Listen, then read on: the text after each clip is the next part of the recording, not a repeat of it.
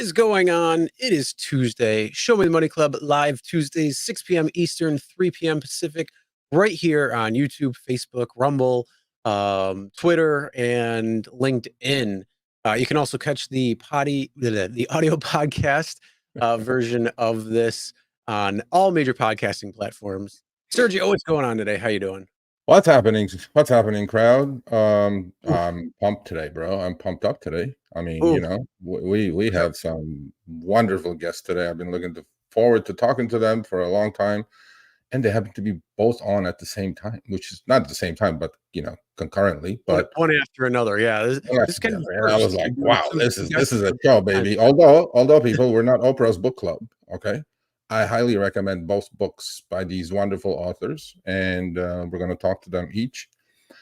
And yeah, it's great, bro. It's going to be a great show today. Oh yeah, I mean, some people are already in the comments talking about the Forbes article, so we're going to kind of mention that, although it was pulled down. But we did get our screenshots beforehand, so we're going to be talking about that a little bit. And what's going on there. Let me give you a rundown of what we're going to be talking about today. Yes, we're going to have our two guests coming on. We're going to have Katie Wells, author of Disrupting DC, The Rise of Uber and the Fall of the City, coming on in just a couple of moments. We're also going to bringing on Brian Merchant, author of Blood in the Machine. We're also going to be talking about that Forbes article, what's going on there. We're going to be talking about Lyft Lux is gone, but one driver fights back.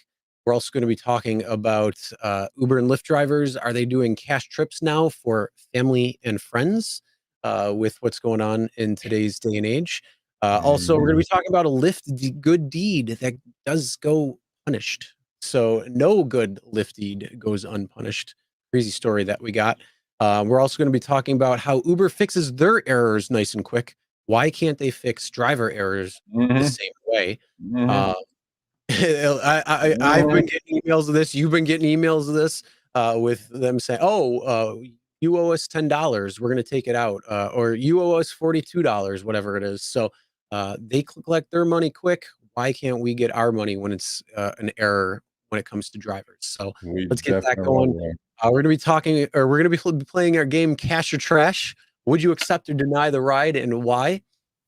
And also, we're going to be doing an update on what's going on in Minneapolis, and then going on with some facts and funnies and some crazy stuff there.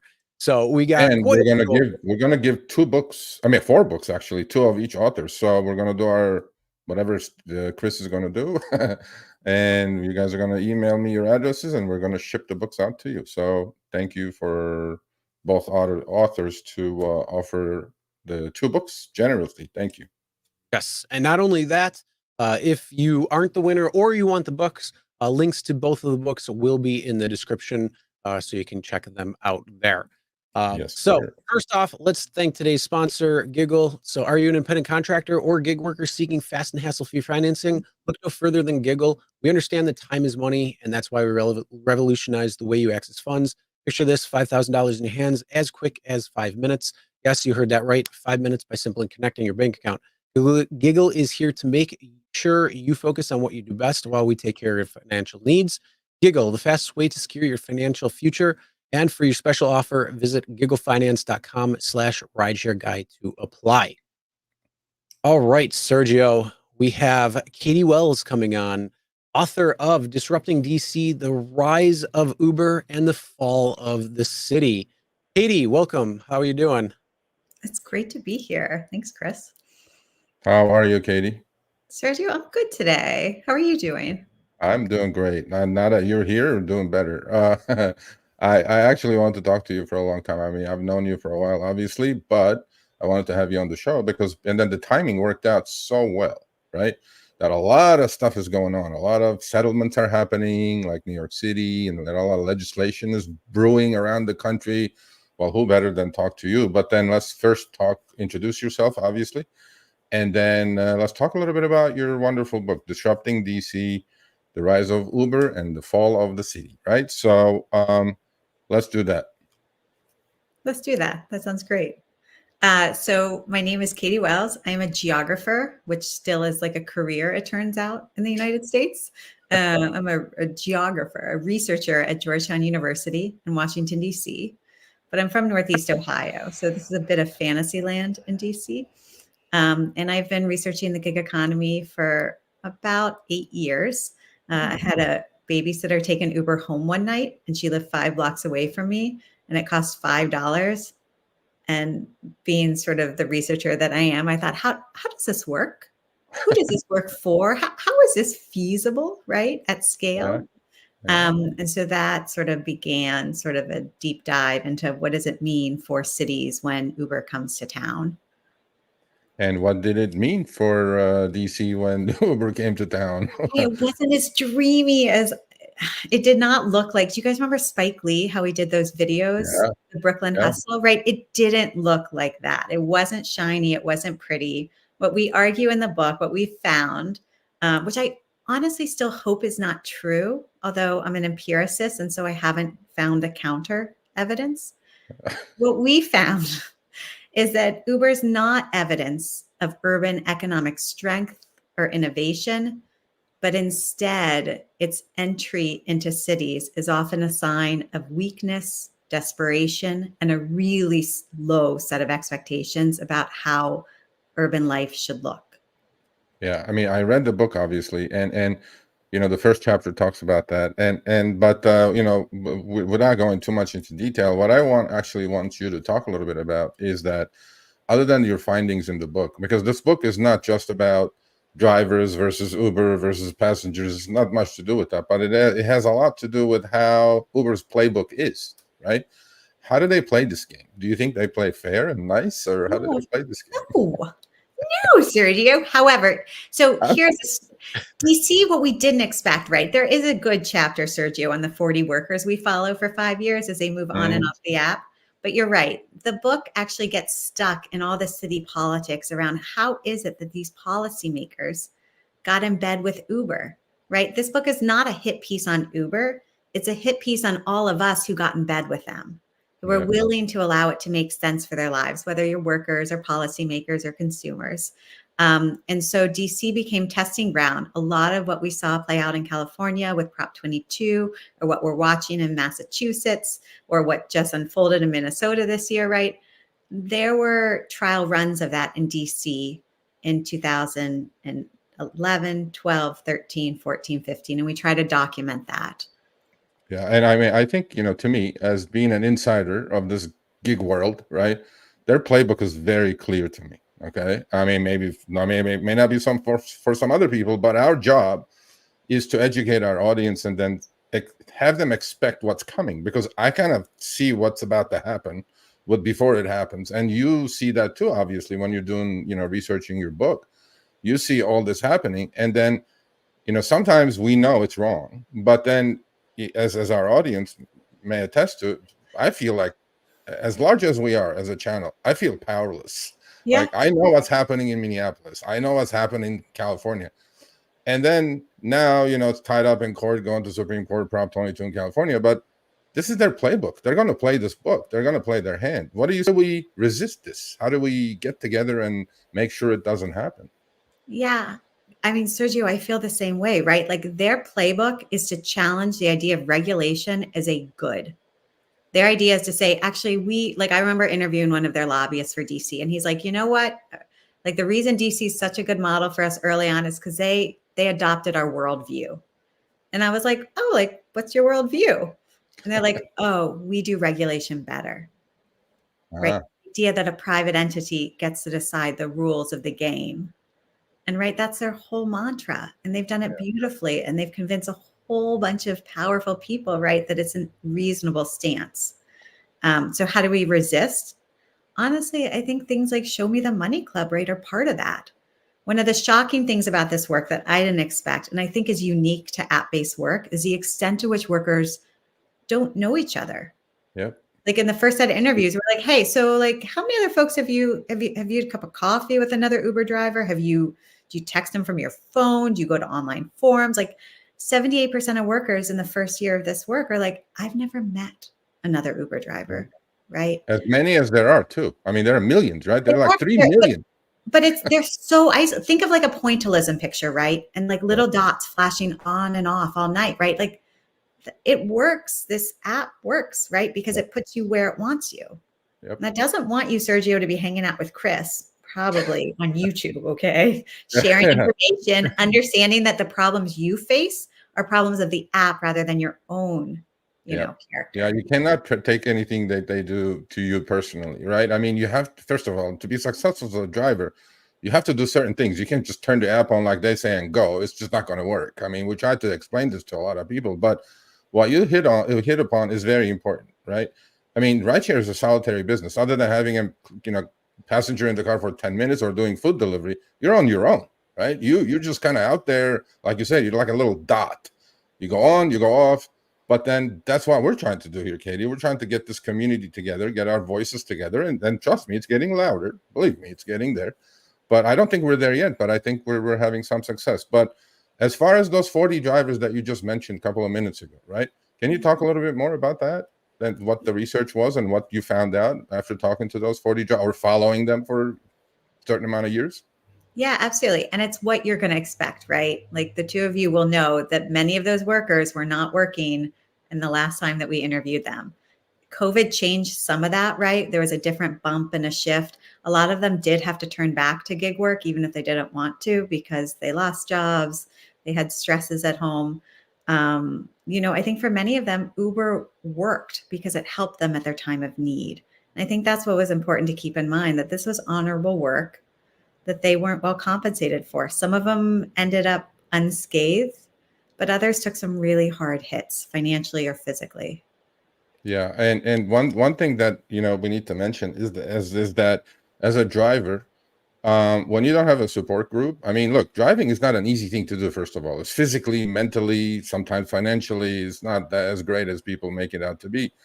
But then this is the only thing that some of the drivers can do, and nowadays, with the macroeconomic conditions, with inflation going through the roof, right? And they are forced to, literally in millions, to drive. They're not all getting out there and driving because it's great money, okay? But they're doing it. And this is where I see the disconnect, right? And these companies now have all the drivers they need. They probably have more drivers than there's demand. They love inflation. They love inflation. Yeah. And the exploitation, I call it exploitation through the algos, right? It's just running rampant. And that's why we become so successful, because we nail them every single week. They go, why are you doing this? Why are you doing that?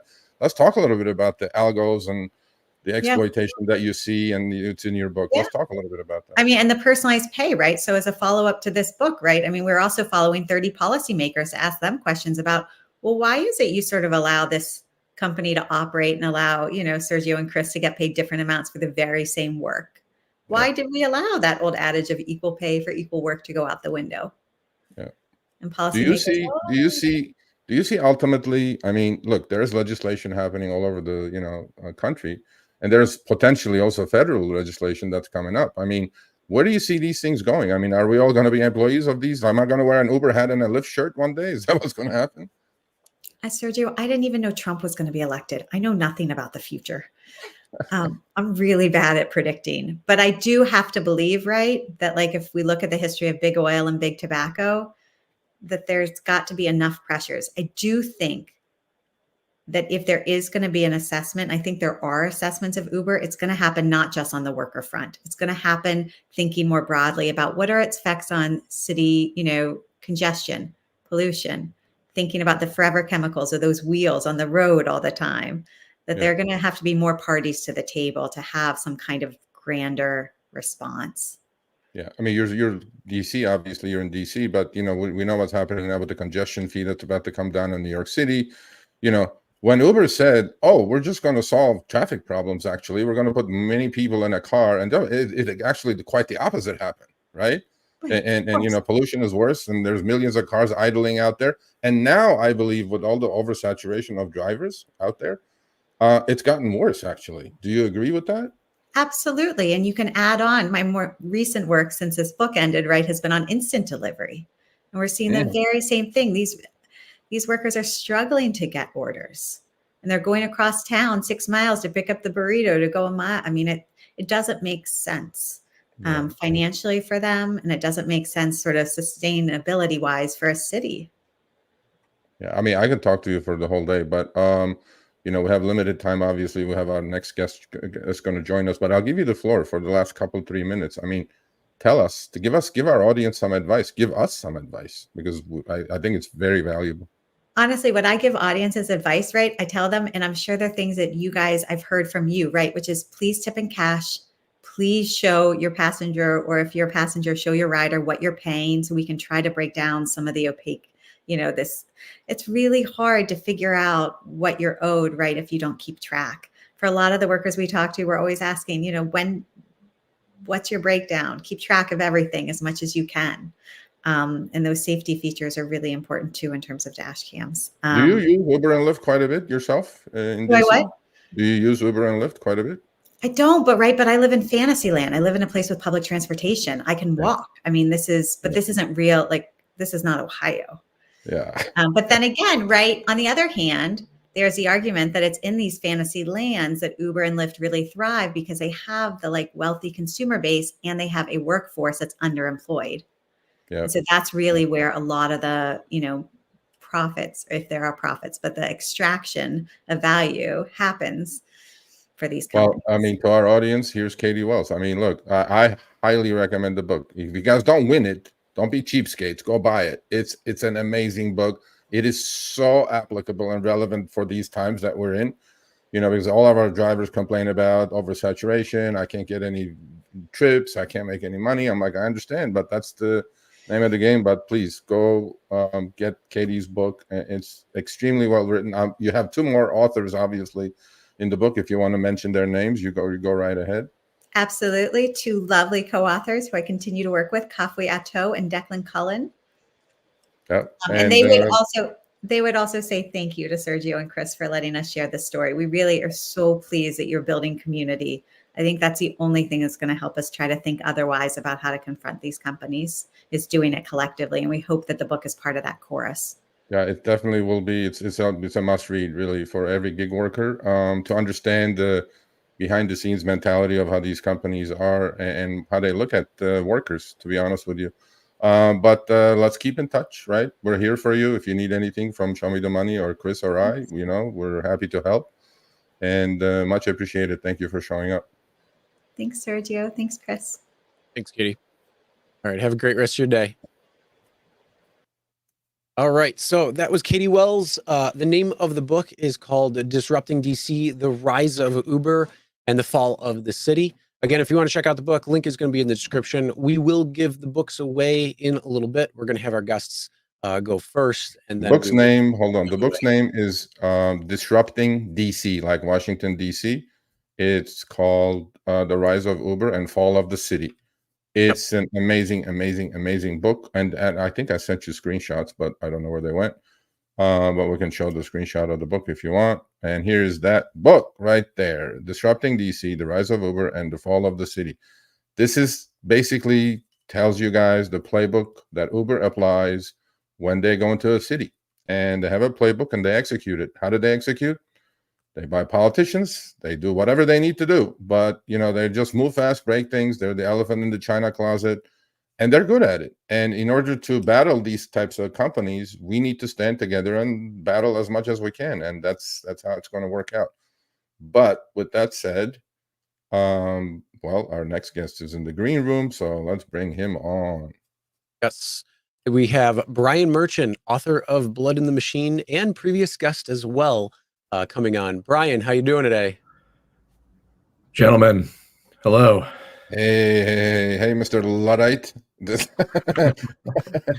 Okay, well, we have a story with Brian. Obviously, we passed, in about May or so. I took him a story, and then we hit that out of the park. And I'm sure we're going to work soon again. But without further ado, Brian, introduce yourself, who you are, what you do, and we'll get into the book and talk about wonderful things. And then when you do have the machine breaking thing happening, I'm going to make sure a lot of drivers show up to that thing. So but we'll talk about that. All right, here's Brian. Yes. Well, I'm Brian Merchant, the LA Times tech columnist, and I have a book called Blood in the Machine, The Origins of the Rebellion Against Big Tech. That's about really the first time that we started seeing technology deployed by factory owners and by bosses to automate work and to disrupt working standards, resulting in sort of this uprising, the Luddite uprising.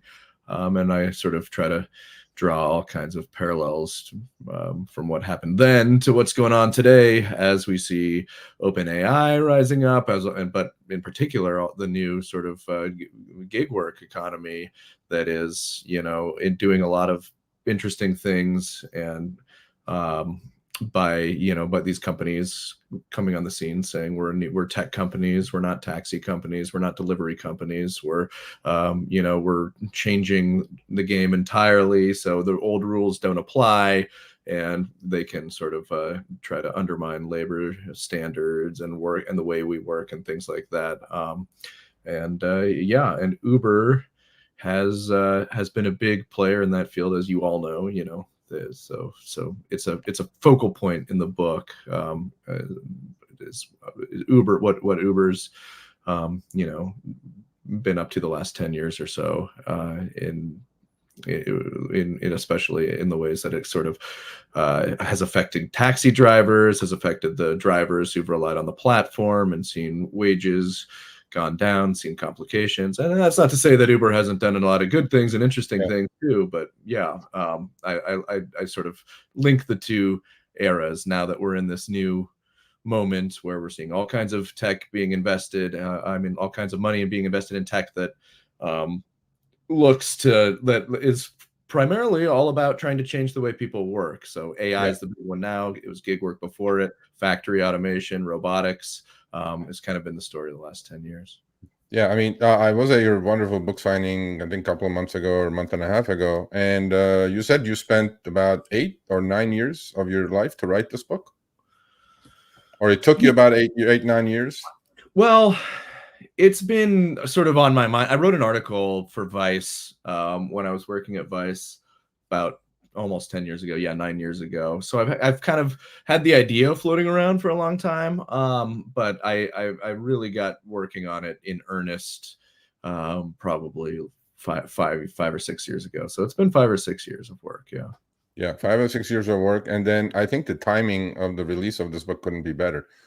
Truly, with autonomous vehicles affecting or going to affect or replace pretty much all the rideshare drivers, right? That's disruption. Again, another disruption that's going on. But as far as the Luddites, give us a little bit of background and story, how that story ended for them. I know there was some bloodshed.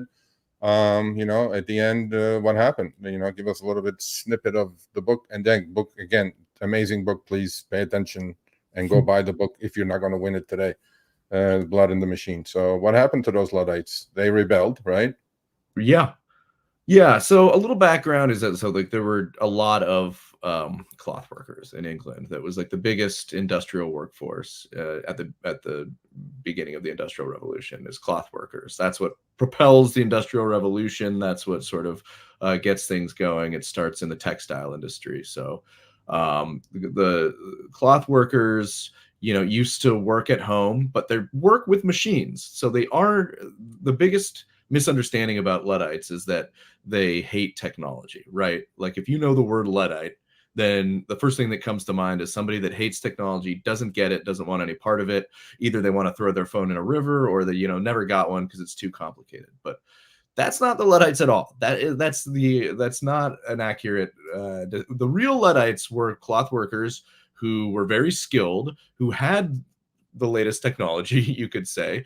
They were even technicians or technologists themselves, right? They had the tech in their house. They worked at home or in small shops. They're modding their machines, working with it, repairing it, hands-on, really, knowledgeable. And that's why they knew what the threat was when they started seeing bosses, factory owners, and industrialists start to buy new kinds of machinery that could automate the process and putting them into sort of a factory organization. So they started building factories, they started making larger operations, and they started, using these machines that could make cloth faster, but more cheaply, and it was shoddier quality. And so the cloth workers of the time, saw the prices go down, their wages go down, because now they're competing with mass production. Basically, they're competing with the factory organization. So they try to work out a democratic solution for about 10 years. They petition parliament, they call on the bosses, the factory owners, to say, hey, you're starving us. Basically, you're driving down wages so low we can't compete. None of that works. British Parliament tears up all the old regulations that used to protect workers. The factory owners kind of hit the gas on it with the new technologies, and they're automating work and beginning mass production and seeing the rise of the factory. And the cloth workers, they have nowhere to go. They have nothing. They have no recourse. They've been working in this job their whole lives. Not only that, but a lot of times that's the only job in the whole city, right? It's a cloth working town. So you can't like go get a job at a coffee shop or something. You are just out of luck, and now your family's starving. So as a tactic of last resort, they take up the hammers. They invent this character, Ned Ludd, who gives them their name, the Luddites, and they start this campaign where they write threatening letters to factory owners and say, you don't take down these machines that are obnoxious to us, that have put 200 of our fellow brothers out of work this year, you'll get a visit from Ned Ludd's army. And then if they don't comply, the Luddites show up in a army formation, in like a military formation, and they enter the factory by force, and they smash just the machines that are doing the automating. And then they say, if you leave it that way, we're good here. But if you restore the machines, if you buy new machines, we'll return and we'll do the whole place. So the tactic catches on. The Luddites are hugely popular. They are cheered as champions. They're the new Robin Hood. The middle and working classes are huge supporters of the Luddites. And the conflict escalates from there. It becomes a big, crazy story that engulfs all of Britain in conflict at the time. Suffice to say, the Luddites eventually get crushed by the state, and many Luddites are hung because they make it a crime punishable by death to break a machine. They send in the military. This is the largest domestic occupation of Britain that had taken place up to that point, and maybe ever. Tens of thousands of troops in industrial districts to fight the Luddites. So the victors write the history books, and so we remember the Luddites as the elites, as wanted us to at the time, as backwards looking malcontents who didn't understand technology, so smashed it with a hammer.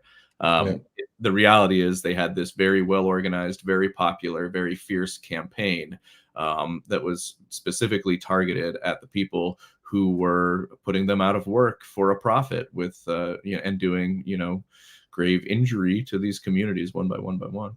Yeah, I think it's taking place now, right in front of our eyes. I mean, with Cruise and Waymo, all these cars coming around, and obviously they're the only way they can be successful financially is scale, right? And scale means more cars, as if we need more cars like a hole in the head as rideshare drivers these days, right? And I think it's like super relevant, right? I mean, just for our audience is very relevant, but in general for our audience's kids, right? AI is coming. AI is not coming. It's here, right? It's replacing a lot of people, a lot of writers, and a lot of freelancers.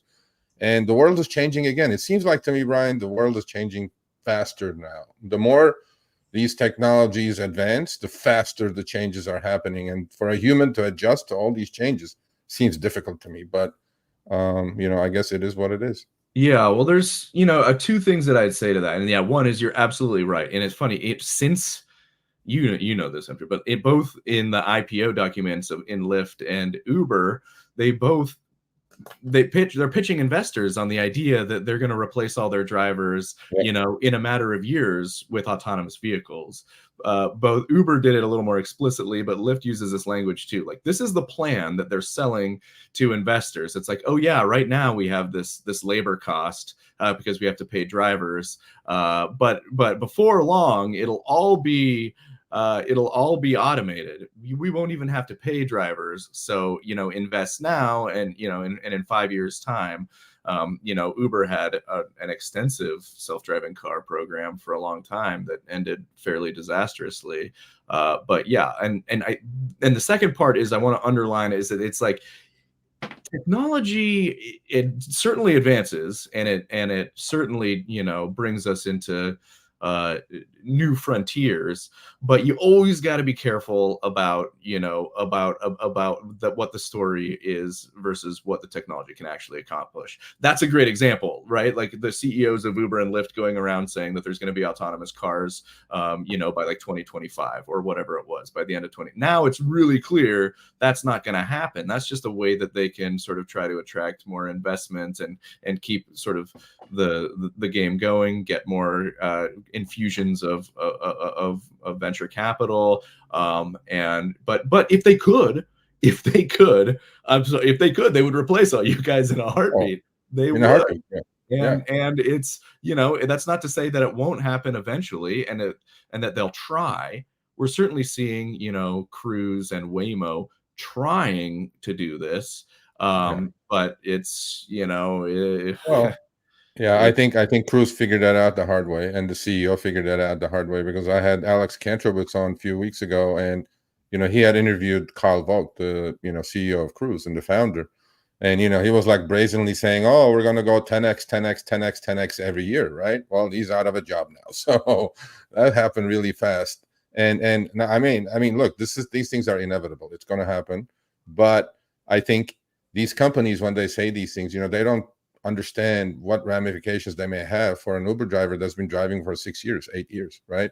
And that's maybe the only thing this guy can do. And there goes his livelihood. And I think I don't know, maybe legislation is going to be necessary at some point to put the brakes on these companies to a certain degree. I mean, cat's out of the bag. I don't think it's going to go backwards, but maybe slow things down a little bit. So we have a couple of minutes remaining. So I want to talk to you a little bit about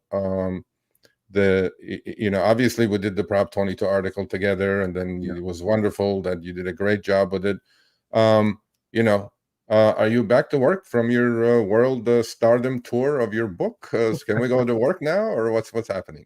Yeah, I'm back in action. I never really stopped, but now I at least have a little bit of time to breathe. Okay. So yeah, you know, we've been talking, you know, about Prop 22 and what's going on with that. I think next year is probably going to be a big year for both Prop 22 and then sort of the, you know, regulating gig work at the federal level. So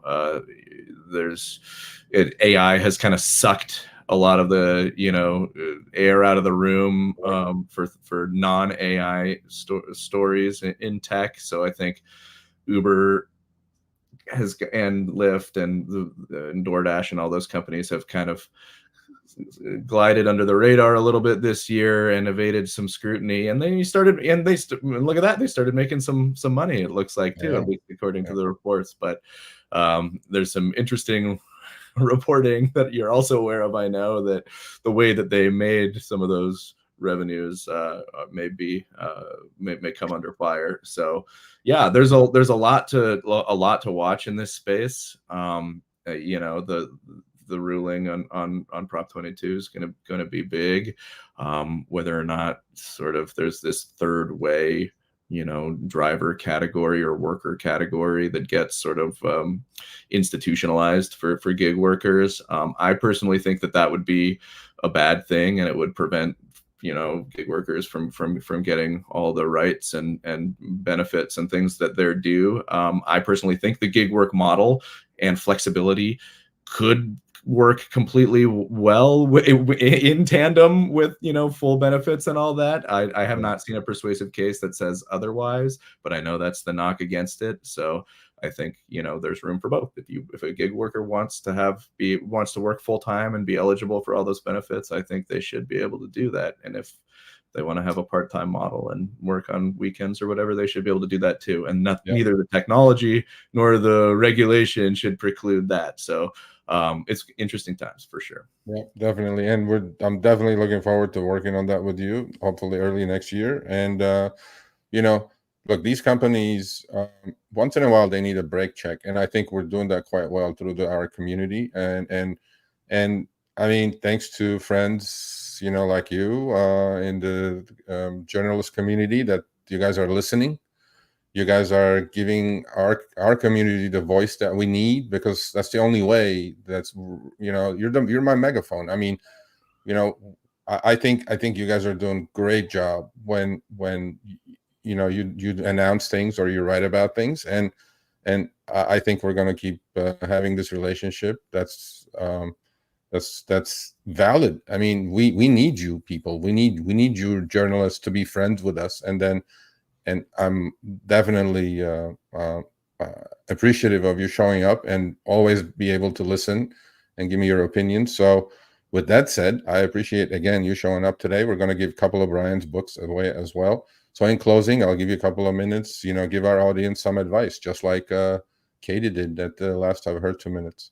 Yeah, I mean, I'll say I think I'm glad there are more and more journalists and tech journalists, and ever more. It's been, paying attention to sort of not just like the top line, business stories, what Uber's doing and what the quarterly earnings are, or whatever, but actual the experience of drivers on the ground. There's so yeah, that's how I see my job, is to report on the latter part. When I was writing this book, it was before the AI thing. So I was really looking a lot at gig work and Uber and how that was, that was playing out. And that to me was, the parallel of the last 10 years before. I mean, OpenAI and all these new AI companies stand to be another round of disruptions. But I think if you really want to understand this tension that keeps playing out between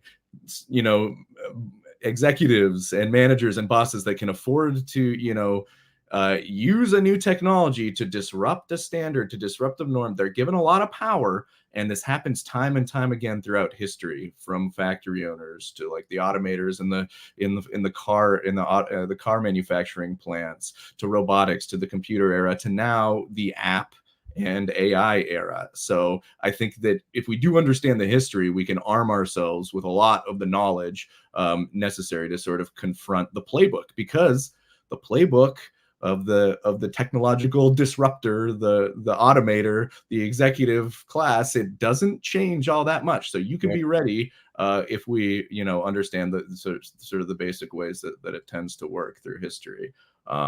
So yeah, thanks for having me, Sergio. Thanks, Chris. Anytime. And I mean, that last, what Brian said, I mean, it is valid, and we appreciate it. It's great advice. Looking forward to talking to you soon, and we'll work again early next year together. Here's Brian Merchant, the author of Blood in the Machine. Highly, highly, highly recommend. And here's the book. If you guys don't win it, buy it. I'm telling you, this is so timely, so relevant for the days we're living, and again, Brian, much appreciated. Thank you so much. Cheers. We'll see you around. Bye. All Cheers. right, Brent. All right, so that is Brian Merchant again, Blood in the Machine. Now, you want to know something really interesting that happened to me yesterday.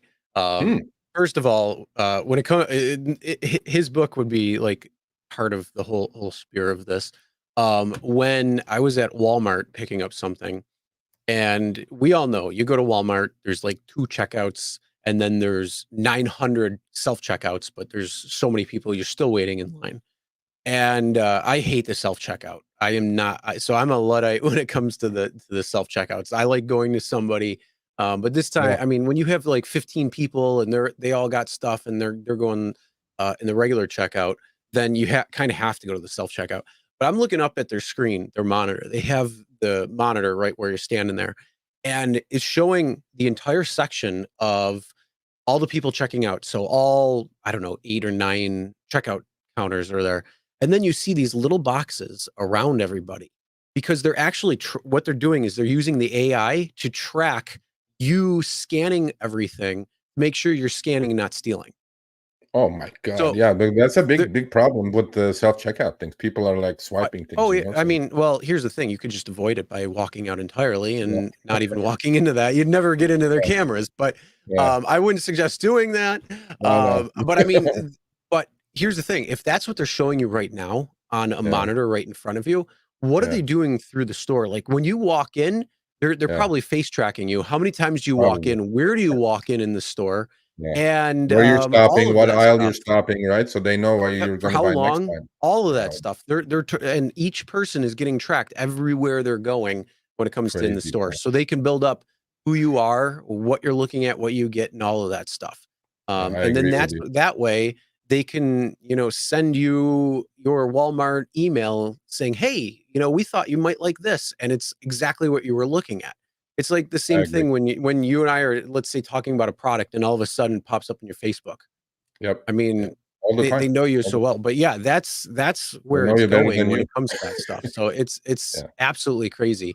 Yeah. And trust me, I don't like going to Walmart too much, but I found it fascinating when I was looking at that. I'm like, holy shit, that's just insane of what's going on.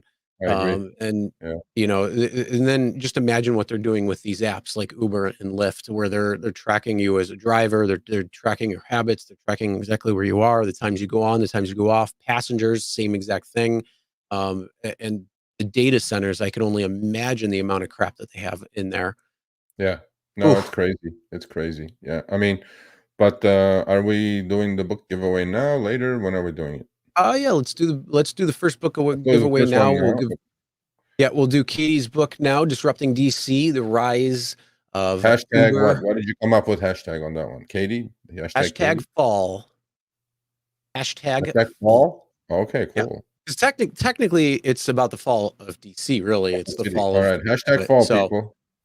So if you'd like the book, there's going to be 2 winners. So we're going to do 2 separate ones. So enter hashtag fall into the chat right now, and you could have your chance at winning Disrupting DC, the rise of Uber and the fall of the city.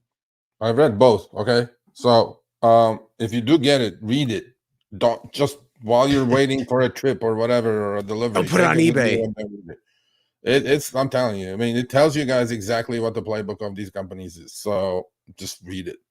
Oh, cameras everywhere. Not only, one of the topic we were going to talk about this, but we're going to save it for another time. Basically, what New York City is doing, they're doing. If you go into New York City in Metro, you have to pay a toll, and it's like up to like $26.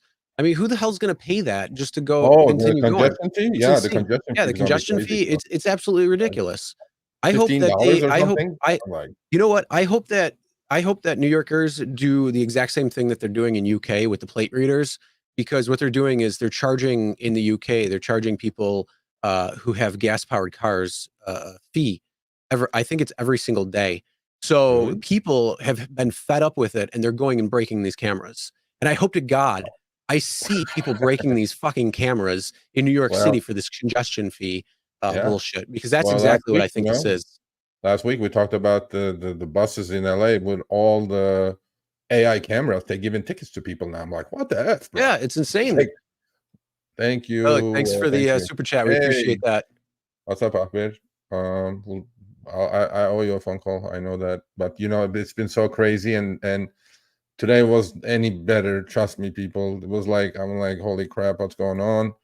And are we putting that up now? The article? Yeah, we're gonna in a minute. We'll probably do we'll get the book giveaway first. You want to do it after the article? You want to do it? Let's give them some chance because they're still putting it in. So sure. Let's just talk 2 minutes with the article. Right, so an article was published yesterday, and it was titled very interesting. And it was Uber's CEO hides driver pay cuts to boost profits.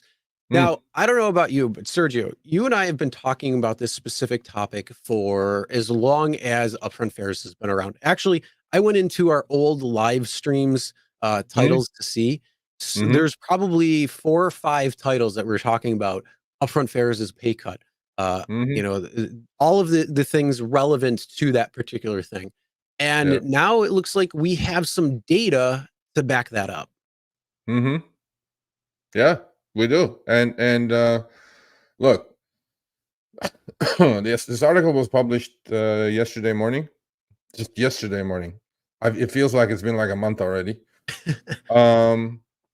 And the author of the article is Professor Len Sherman, who is a Columbia Business School professor.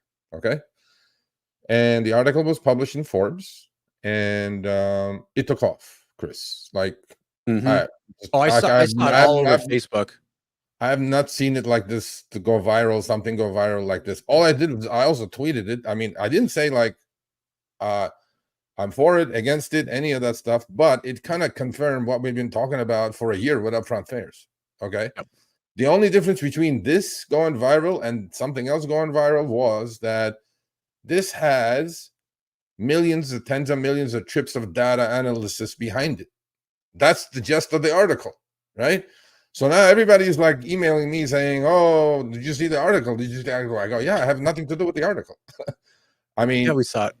you know, Professor Sherman wrote it and put it out there, and most of the stuff he's saying, we are drivers experiencing on a day-to-day basis with upfront fares, we kind of had figured it out, but we didn't have the data to support it. So now there is data behind this. And hold on. We had our data. I mean, think about it. How many drivers have we talked to, or anybody that we know when it comes to this, thousands, that they looked at their earnings from last year, the amount of time that they were online, the amount of time or the amount of rides that they've taken, and how much they're taking home, how much money they're making. And then you bring that to today, and you can see you have to either work more, do more rides to bring back the same amount of pay. So clearly that is a pay cut right then and there. And it's like, yes, we can see that individually, but trying to aggregate that amongst many, many drivers, you know, you could get maybe, 50 drivers or so, but the amount of data that's in this, it's almost irrefutable at that point. Yeah. I mean, look, I've done articles of my own with my own data in the past, and, it's been shrugged off because it always is called not enough sample size. A lot of individual drivers have done this. Like Mike Smith says, I have a few thousand. I already knew this. I'm like, I get it. But that's, again, in the academia or in the rideshare world, it's not enough. But this has millions of trips. Anyway, let's not extend this. What happened is that I think about 10 a.m. this morning, either the internet broke, Chris, or something broke, bro. Article, I can't see the article now. Gone. The article was gone, and I'm getting emails. Where's the article? I'm like, why are you guys asking me? Like, as if I wrote the article. I'm like, not even my name is not even in the article. Okay, and long story short, the article is off the internet now. I don't know why it's off the internet. However, I have a sneaky suspicion why it is, but I'm not going to speculate on any of that stuff. But the good news is, if the article does come back, we will post it. I will tweet it again, and we'll all go read it again.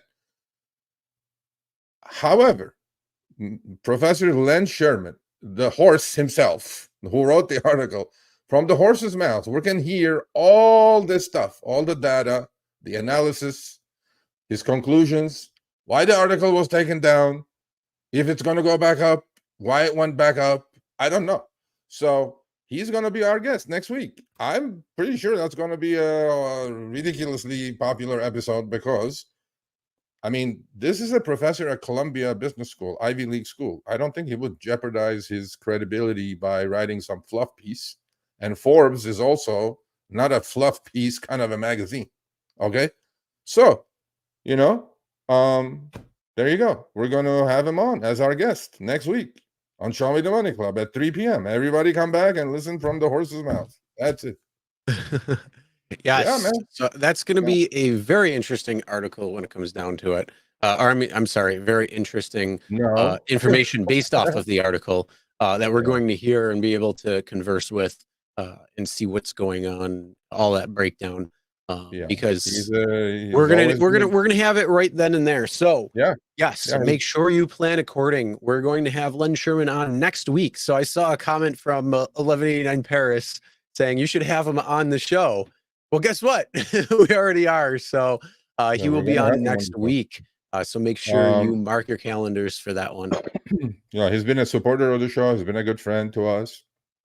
He's been on, I think, before, but early days of Show Me the Money before it became super popular. And but the timing of this worked out, right? And article comes out. I go, you want to be on next week? He goes, yeah, because look, we schedule these shows, the guests, weeks and weeks in advance. It's not like we can do it, call a professor and say, hey, why don't you show up? It doesn't work like that. And anyway, so he's gonna be on next week. If the article comes back up, great, we'll post it and you guys can go read it. This time take screenshots of it, see if you agree, disagree, and you can ask professor questions. But he'll be on next week and it'll be a good one. So yeah, Excited about that Right. one. All right, so let's do the book. do these book giveaways now. So Yeah. again, we're giving away Katie Wells' Disrupting DC. Give me 1 Yes. second so I can share the screen. Let's And we're do giving it. away 2 books. Yes. All right, so Good luck, people. our first winner is dun. Click.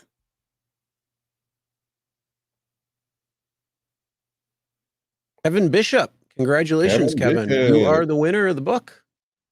Kevin, Awesome. email me, Sergio@therideshareguy.com, your physical address. Katie will be mailing the book, obviously, to you directly. I don't have the books, but I will immediately forward your information to her, and then she will put it in a box or whatever, in an envelope, and you'll have the book. Enjoy the book. Great book. Awesome. Congrats, Kevin. Now let's see who else is going to be our winner today. Yes. We need the little. Yes, sir. Brenda. Congratulations, Brenda. You are the Brenda winner as well. Plunkett. All right, Brenda. All right, so Brenda, same thing as Kevin, please. Email me, Sergio@therideshareguy.com. You guys can email me at Sergio@therideshareguy.com like you always do with things that we're going to talk about and whatever. But you won the book. Congrats. Katie's book. Brenda Plunkett, Sergio@therideshareguy.com. I need physical address, please, including zip code. Thank you. So, all right. And then we'll give Brian's book, maybe after a couple of segments. How about that? Yeah, we'll do that. All right. So let's talk about our next segment, and that is Lyft Lux. It went away, and a lot of drivers are pissed off about that, who are Lux drivers. Super. Yeah.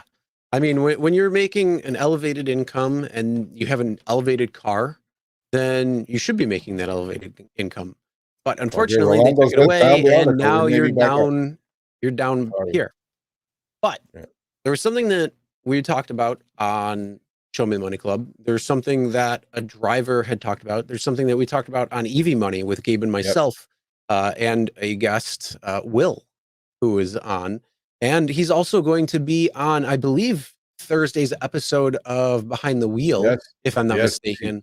Basically, he was a Lux driver. He had a Tesla Model Y. And unfortunately, it just wasn't black. So he was a Lyft Lux driver. And of course, Lux went away. But he did something smart, something real smart to fight back. Ingenuity.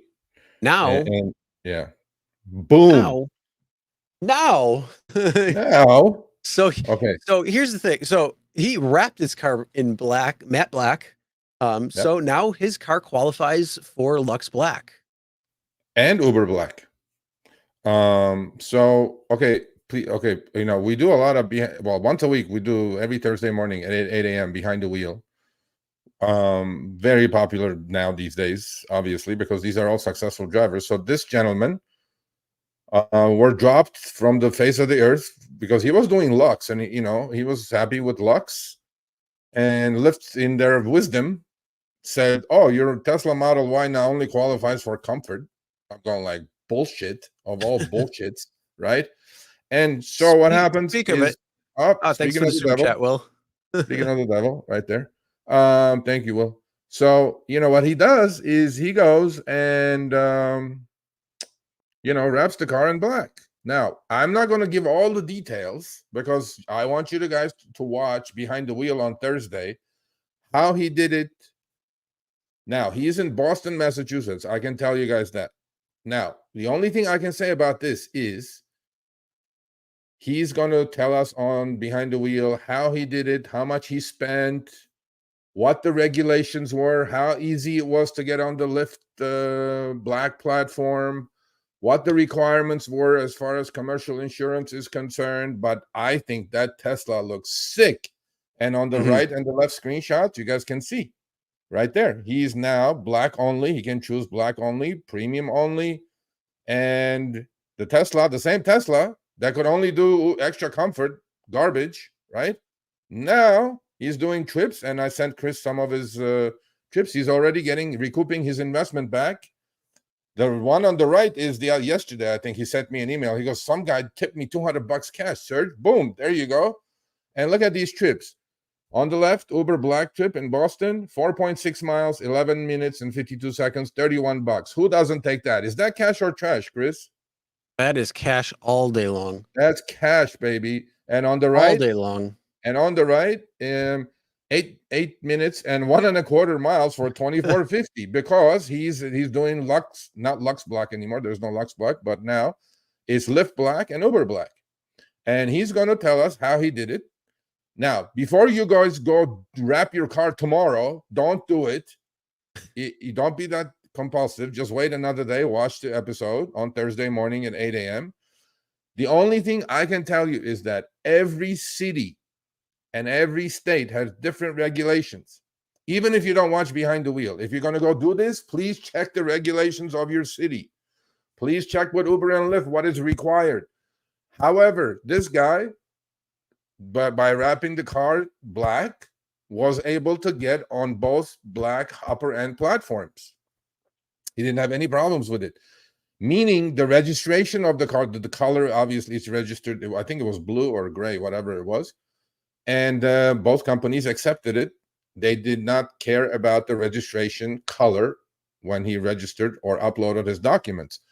And it was a fairly easy process, but don't jump onto conclusions. Go check it out. Do your due diligence. Don't come to me later and say, oh, I spent like $4,000, wrap my car, but now I'm not allowed. Do all your due diligence. Every city, every state is different rules, regulations, including insurance, commercial insurance is concerned.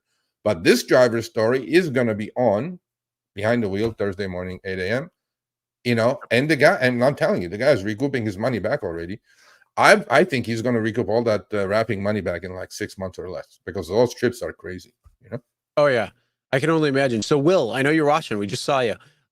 Keep us posted. Let us know. And, when you do make that money back, when you recoup that, let us know so we can see exactly how long it took and any more information. Because that's definitely something that I'm really happy to follow up on because that is a driver who said, I'm not going to fold to this crap. I'm going to do what I have to do. And, that's what he did. He had to make a little bit of an investment. But here's the thing. If you're already driving a car that's, at a certain price, there's not that much difference when it comes down to it, especially if you want to keep that level. So as Sergio said, make sure you watch the one on Thursday. But also do your due diligence. So do your homework before. If this is something that you had a problem with because you were a Lux driver, you have a car that qualifies for Lux, but it doesn't qualify for Black, look into what's going on within your area to be able to qualify for Black and see if it's a real possibility. Yeah, Boston, Jeff, Boston, Massachusetts. And please do your due diligence. Call the company. Say, I'm going to wrap my car black. Is it possible to jump up in platforms? Every city, every state is going to be different. But if he did it in a major city like Boston, Mass, I'm thinking, look, I know a lot of Lux drivers who got hurt badly when Lyft switched to comfort, right? I mean, you have a $60,000 Tesla Model Y and they want you to do like an $8 8-mile comfort trip. I'm like, no. So this is the way he fought back. Right. And, and he got on. He's on. You guys saw it. He's already doing trips, recouping his investment. And all power to him. And I mean, I'm pretty sure he's going to also build a private business with that wonderful looking car, right? He's you know, he's got the commercial insurance covered as well. So this is the way you do it. Will, good job, you know.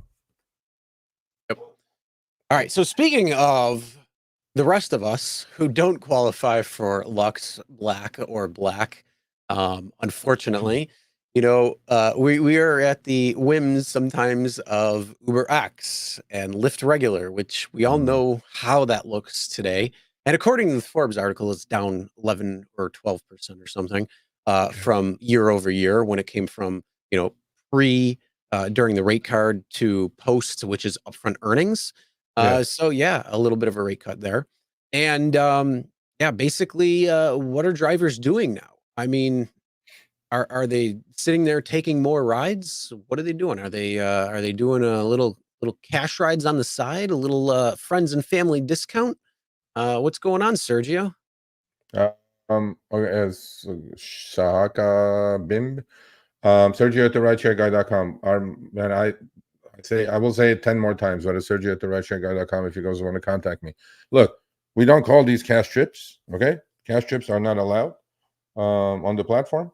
However, you know, they're friends and relatives. And, you know, I know a lot of drivers who do a lot of trips for friends and relatives. And they're kind of forced to do it because the trips are not worth doing on the platform. I mean, it is what it is. Let's call it the way it is. And, you know, I'm not going to say do it. If you're going to do it properly, like Will did, right? I mean, he did it properly. But a lot of people do it. And it is one accident away from disaster, as far as I'm concerned. I mean, and but Uber, I think this is from Mississippi. Uber is figuring this shit out. Although Uber, maybe you should figure out all the fake accounts that I saw the other day on Facebook. You know, maybe you should figure that shit out. There you go, Brandon. You're dropping down, huh? Okay, good luck. Yeah, there you go. Well, no, you get it black and do black. You can do black, I guess. So this is from Mississippi.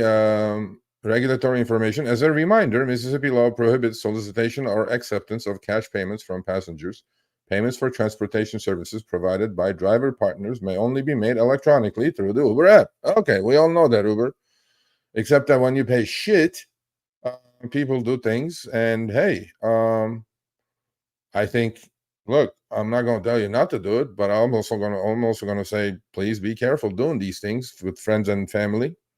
You don't want to be in trouble with the law or with insurance companies or anything else. And I think this way, you know, is another way of moving up, right, in classes, or, you know, do it properly and create your own small business and get rid of Uber and Lyft. I mean, ultimately, that's, you know, there's one thing that the rideshare professor says, right? You just move up in class and, you know, create your own LLC and you don't need like a Cadillac Escalade to start it. If you have a decent car or an SUV type of car, you can do it. And creating LLC is cheap. I know commercial insurance is expensive, but if you're going to do it properly. You know, doing it this way may get you in trouble, and you don't want that trouble. So there you go. Yep, exactly. So our little announcement for today. Yeah. But let's talk about a deed. You know, the good deeds. Yeah, bro. That's pissed me off. It's the time of giving. It's the time of, you know, helping. It's the season of perpetual hope and all that good stuff. It's the holidays. It's Christmas. It's Hanukkah. It's whatever holiday you may celebrate. But what happens when your good deed goes punishment and you get punishment from it? So no good deed goes unpunished. No good deed goes unpunished. So, you know, okay. So this I received this week. As you guys can see, this lady did an amazing thing. Okay, so I'll read the left side, and then you guys can be studying the right side. The trip went from, what is that, 548, Chris, or 518, some ridiculous number, whatever that is. So the upfront fare went up. Okay. There's So the 5:15. original trip came in at 4 Trip. minutes, 4.24 miles at 12 minutes. That was the estimate on Lyft. Well, guess what happened? It went 4.94 miles, let's say, at 3/4 of a mile more. But look at the time, Chris. It went an extra hour almost, 58 minutes. Whew. Right? 1 hour. So how much did the fare go up, Chris? $9. $9? So the driver's hour is worth $9, Lyft? Is that what we're doing here? This is the problem with upfront fares, right? Is that what it's worth? I mean, seriously? And I guess, Chris, this hit the significant. You remember it? Significantly longer? Yeah, I guess this was significant that they even Pretty adjusted sure that's still against minimum wage, but $9 an hour driving a car after yeah. expenses. I'm It's a pretty joke, sure Lyft. that still violates minimum wage law. Just saying. Unfortunately, this lady was not in California. If it was, then Prop 22 would have saved her for that active hour anyway, because she was active. She was actually driving. Yeah. So I've titled this "No Good Lyft Deed Goes Unpunished." I accepted a 10-minute ride for $5 on Lyft. Like you guys can see. Okay, good. The other day, picked up the rider who had a service dog and was hearing impaired. I'm like, okay, great. The rider was getting dropped off at a U-Haul to pick up a truck. Okay. However, the U-Haul place was closed. Oops. The customer, being hearing impaired, was unable to contact U-Haul support on his own. Hearing impaired. Okay, people?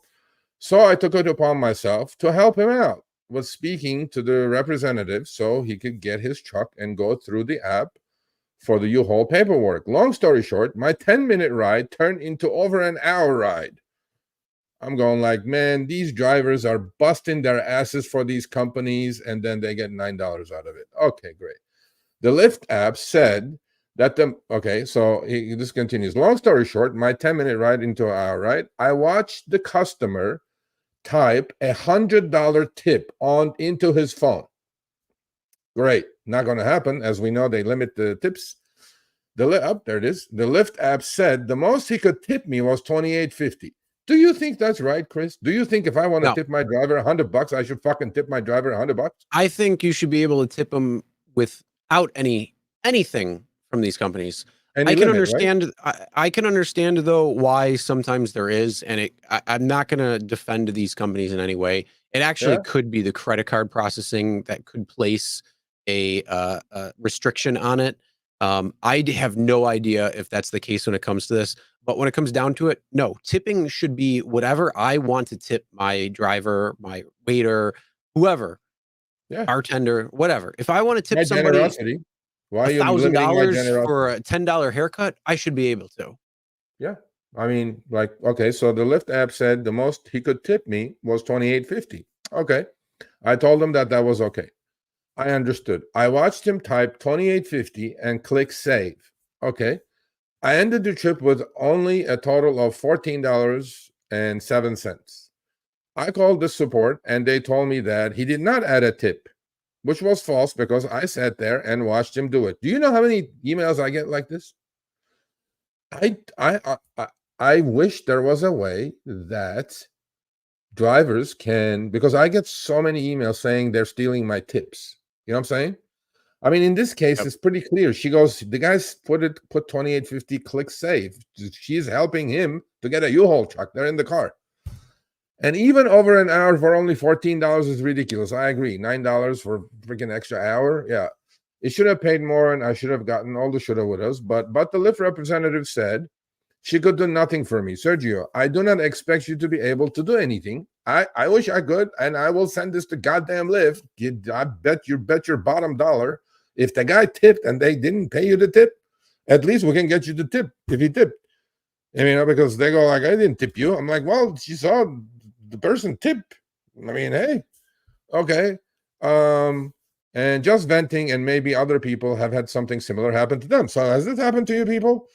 That you see the customer or the passenger put the tip in? You know, look, whoever tells you when they're opening your door and closing your door, I tip you in the app, I'm in a rush. You know you're not going to get a tip. We're not talking about that.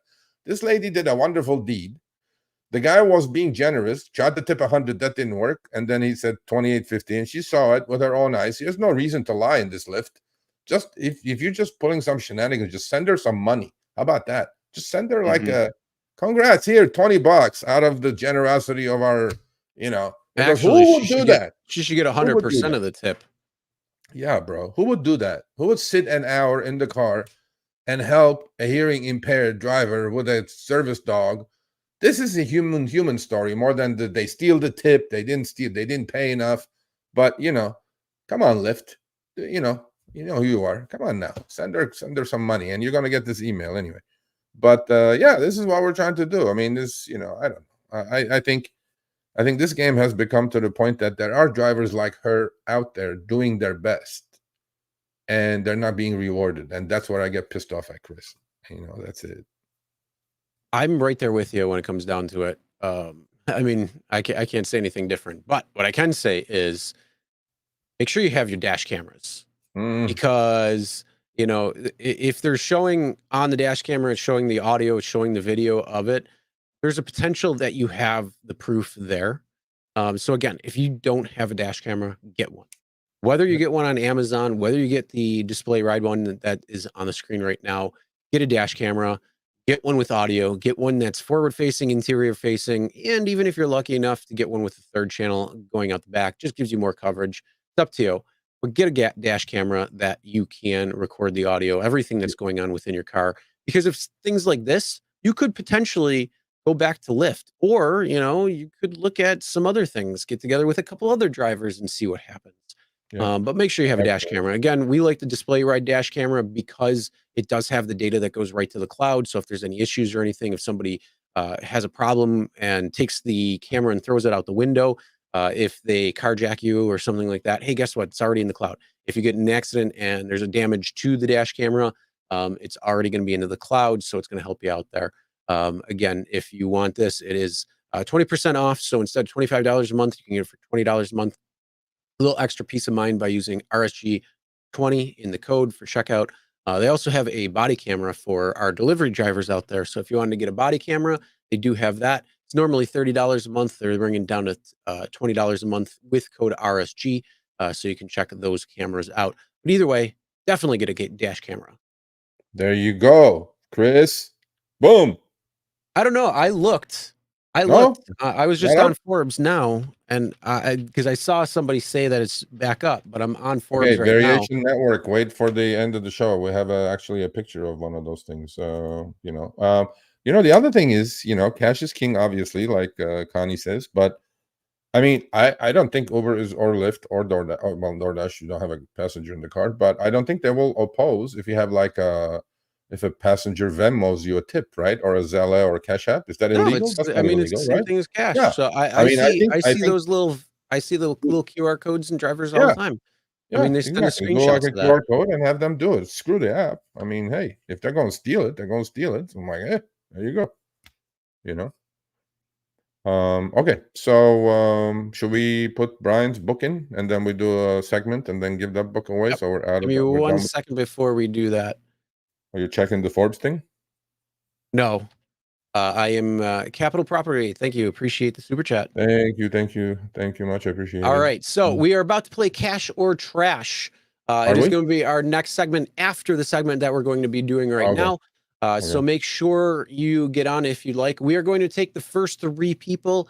Unfortunately, if there is any errors, any issues, if there's a problem with audio, with a massive echo, if you're freezing up, we're going to have to kind of disqualify you. We're going to keep it kind of quick and easy.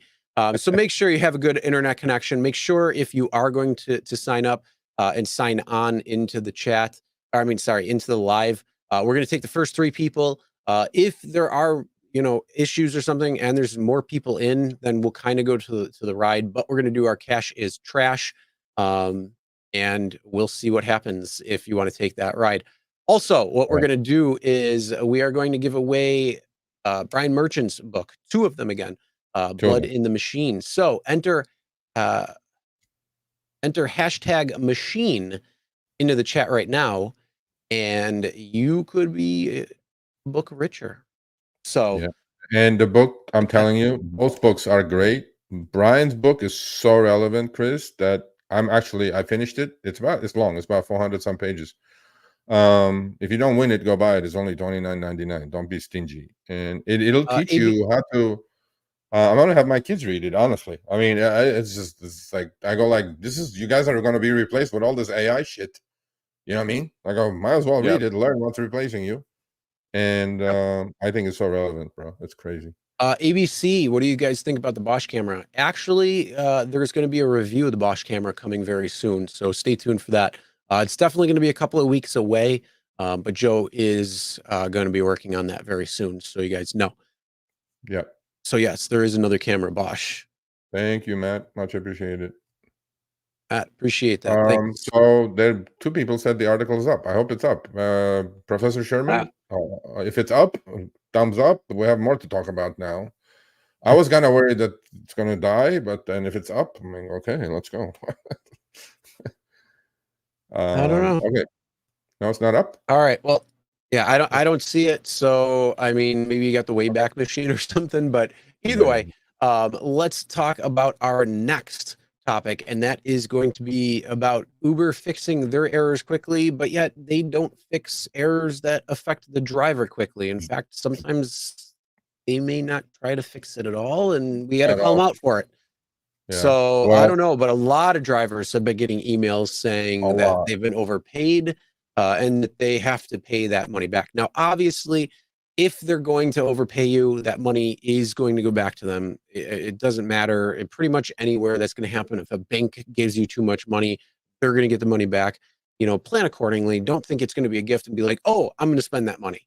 No, do the smart thing and make sure that you are not doing or spending that money or anything like that. But unfortunately, it just comes so quickly. And I mean, drivers all over the country have been seeing these emails, and it's like, what the hell's going on? Why are you overpaying? You're a tech company. Get this shit fixed. Yeah. Your internet is dying, by the way, so you know if you die. Yeah, we got shitty weather right now. It's like 50 mile an hour winds. Let's go quick in this. I was away for the weekend, and when I got back on Sunday, the usual mailbox full. Not full, obviously, but it was just this everywhere. I mean, different cities, different states. I go, Sergio, they're taking my money back. I'm going like, okay, let me see what's happening. I just put up 3, 4, 5 of them, I think. Look, so what happened is that supposedly Uber did an overpayment on December 6th and 7th. Thanks for being a member. Yeah, thank you, Tammy. Oh, so they're now then they go that we're gonna claw back. You know, isn't it funny, Chris, that we talked about this last week actually with a driver who, when Uber double paid the boost glitch, right, in September sometime, and then they were taking like $400 or $500 back. They were clawing it back, and they go, if you can't pay right away, we'll just do 6 weekly payment plans. First of all, Uber, okay. My concern is you overpaying and you're clawing it back. First of all, I don't think you should. I honestly don't think you should. You effed up, man up, leave it there. My opinion. My only opinion. It should be. That'd be awesome. Well, I mean, look, this $40 here, $50 there, $70 there, $100 there, right? Maybe really important amount for a driver to pay a bill. And to me, you know, if you F up, that's your punishment, because when we F up, you know, we get punished for sure by the apps, right? But long story short, so Uber started taking the money away just like the same way. Oh, oops, we made a mistake. Sorry, we're going to claw the money back. If you don't have everything, you know, we'll just take it back in the next 6 weeks. I'm going like, okay, bro. This is my problem with this Uber. This glitch was caught within 24 hours, and here they are. There's another one, and this is the trip. It was what overpayment looked like. It added, literally, Chris, under other earnings, it added basically similar to what the fare was to the trip. And Uber's geniuses over there who effed it up on the left side and the right side, they have a system check happening. Okay? They do a system check, they find the glitch or whatever it is within 24 hours and start sending all these emails out saying, oh, we're going to take the money back now. We found the problem. We overpaid you. Granted. Wonderful. Okay. Not wonderful, but let's say it's good enough. How is it that $125 billion market cap company, stock is 62. Thanks for being a member. Stock is 62, Chris. $125 billion market cap company, right? Has to watch us, and I know this for a fact that they do, and I communicate with them all the time. I send them all the shit, and then, to their credit, okay, it takes them a week or two, whatever, but they fix it, and they make the drivers whole. They pay the drivers.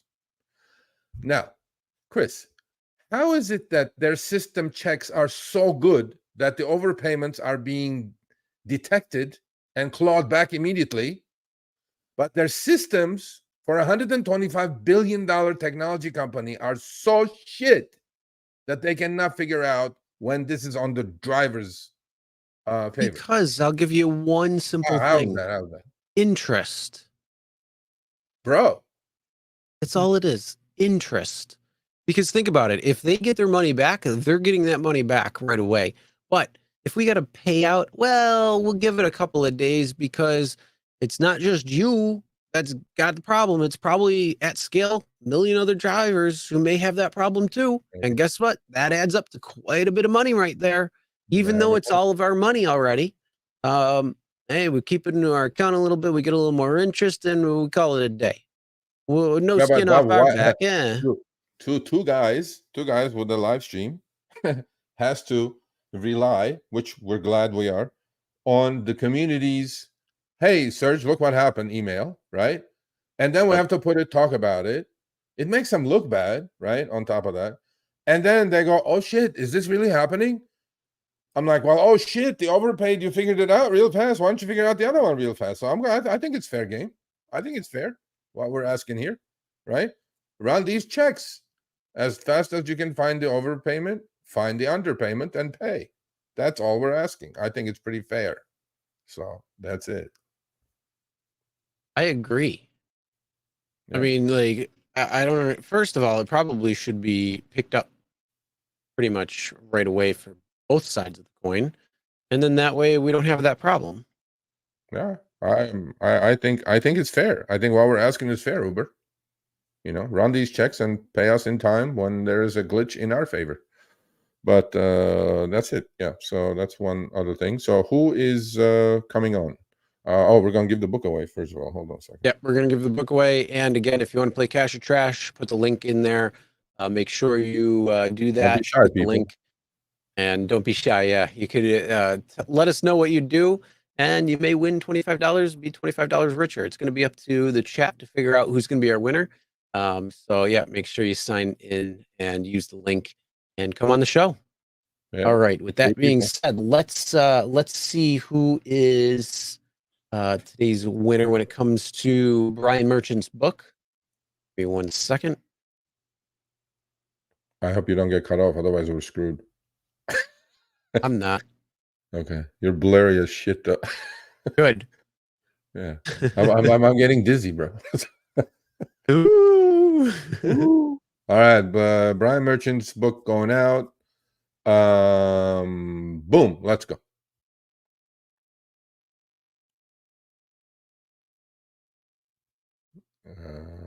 Even that's going slow. All right, Ginger. Congratulations, Ginger. What? What? Oh, okay. Ginger Joe Barreto. I like that name. Ginger Joe Barreto. All right, Ginger. Please email me, Sergio at RideShareGuy.com. And I will. Our next winner is.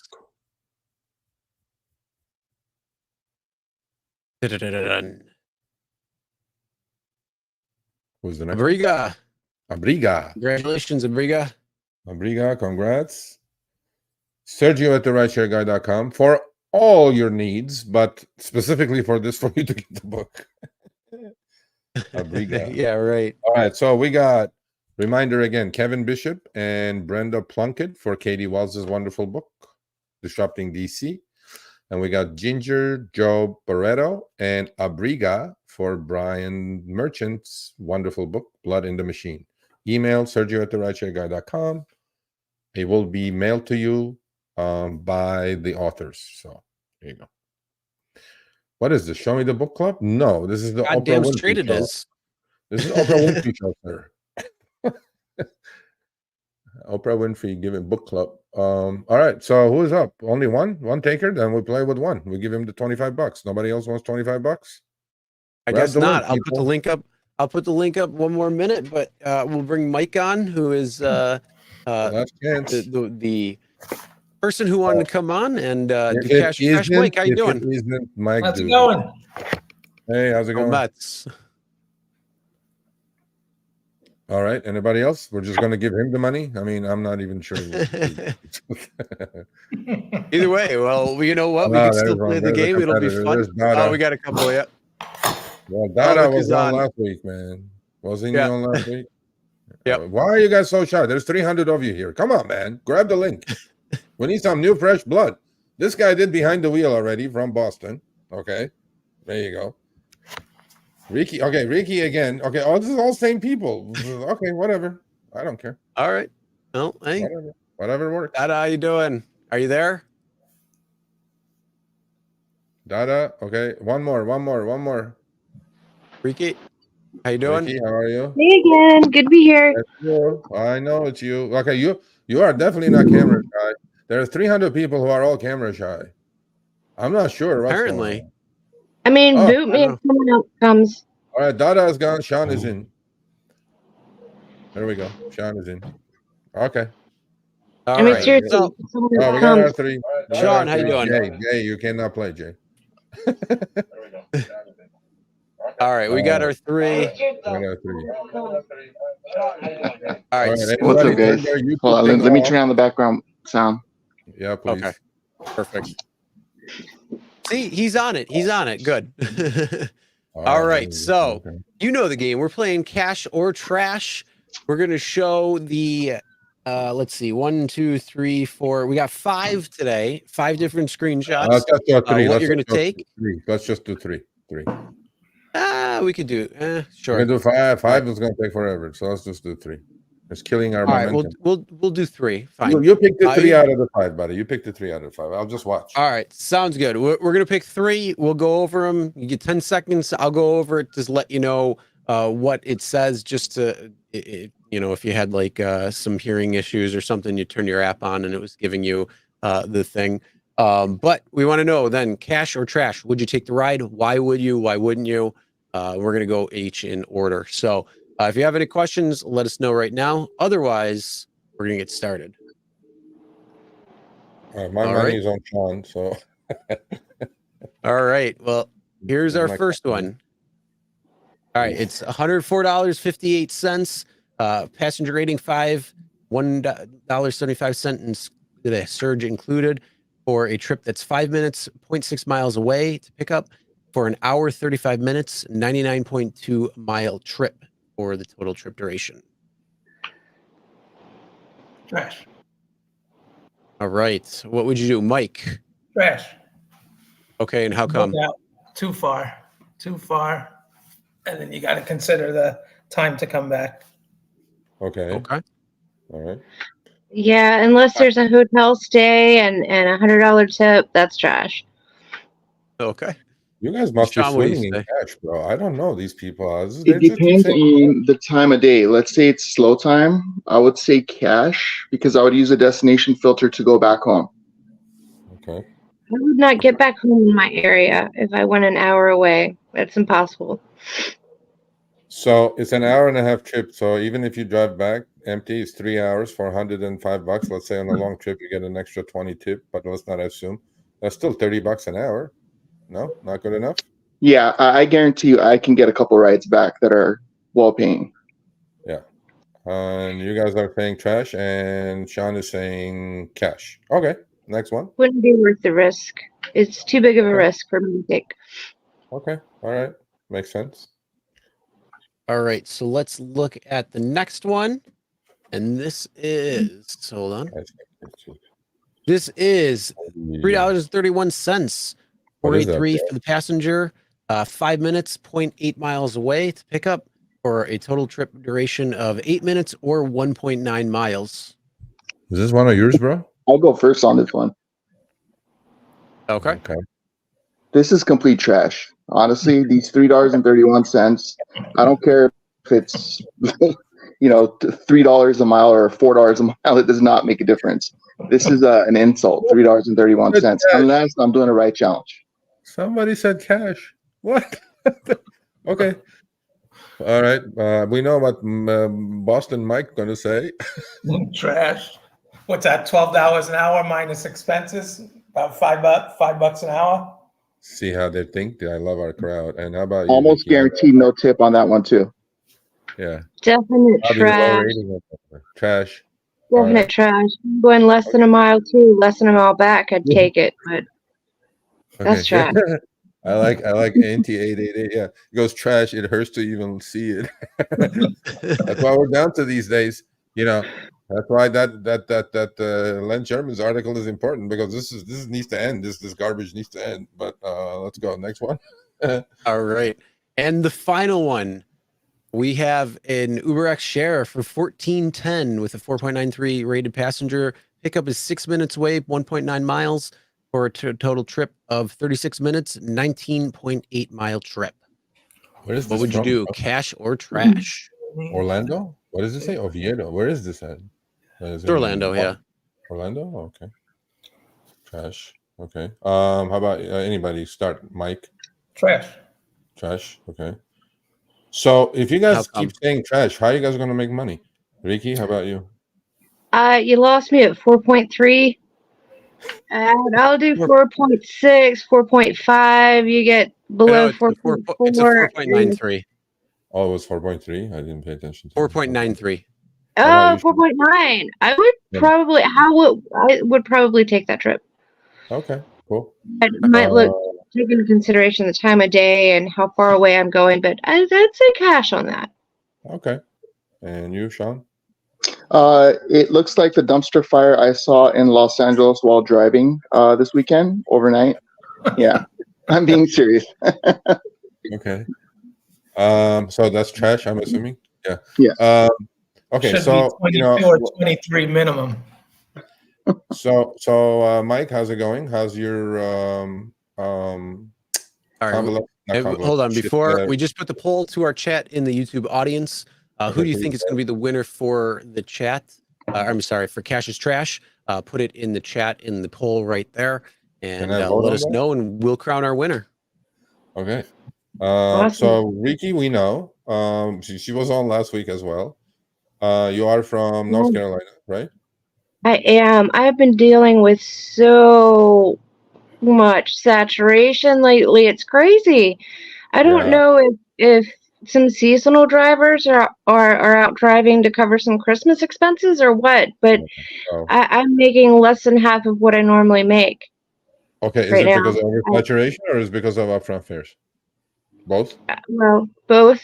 Both. I'm just not getting the pings that I have been getting this week and last week. Okay. Mike, you're still doing your okay. Mike has it behind the wheel. Please go watch it. He's an enterprising driver. He does Lyft. He got kicked off Uber, but he's doing rehab center pickups and drop-offs from airports. Is that still happening, Mike? Yes, of course. Okay, it's going well for you, I can tell. And Sean is the first timer on the show, but he's my countryman, and he's from LA, so we're definitely going to hook up and break some bread. I have a question for all three, quickly. The article. Did you guys read the article, Len Sherman's article on the Forbes? Yep. You did. Okay. You didn't, Ricky? Not yet.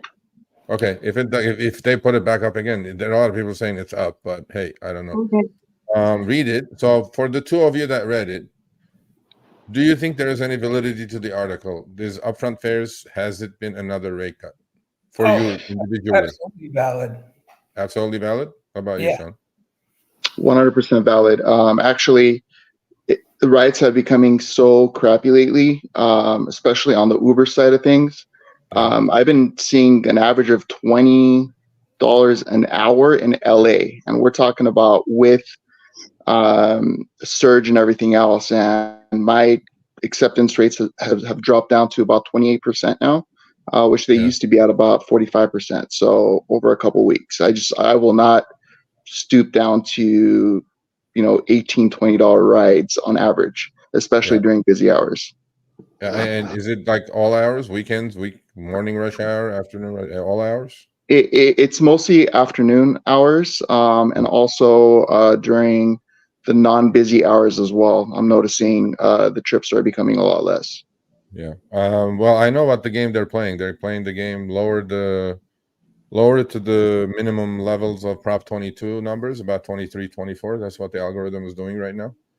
And they're going to force people to take everything and then make guaranteed 23, 24. And that's what it's at, and that's what's coming your neighborhood, Mike. The squeeze is ridiculous. I've been down like 3 to 4 hours average each ride, and then with Lyft pushing the priority now to even get you to accept trips lower, it's a joke. I don't know if you haven't talked about that much, but the priority when you put on priority mode, it's horrible. They don't hesitate to send you absurd rides. It's just another. I agree. I agree with Mike completely. Well, okay, who's our winner, buddy? All right, so let's see. Hold on, let me end the poll.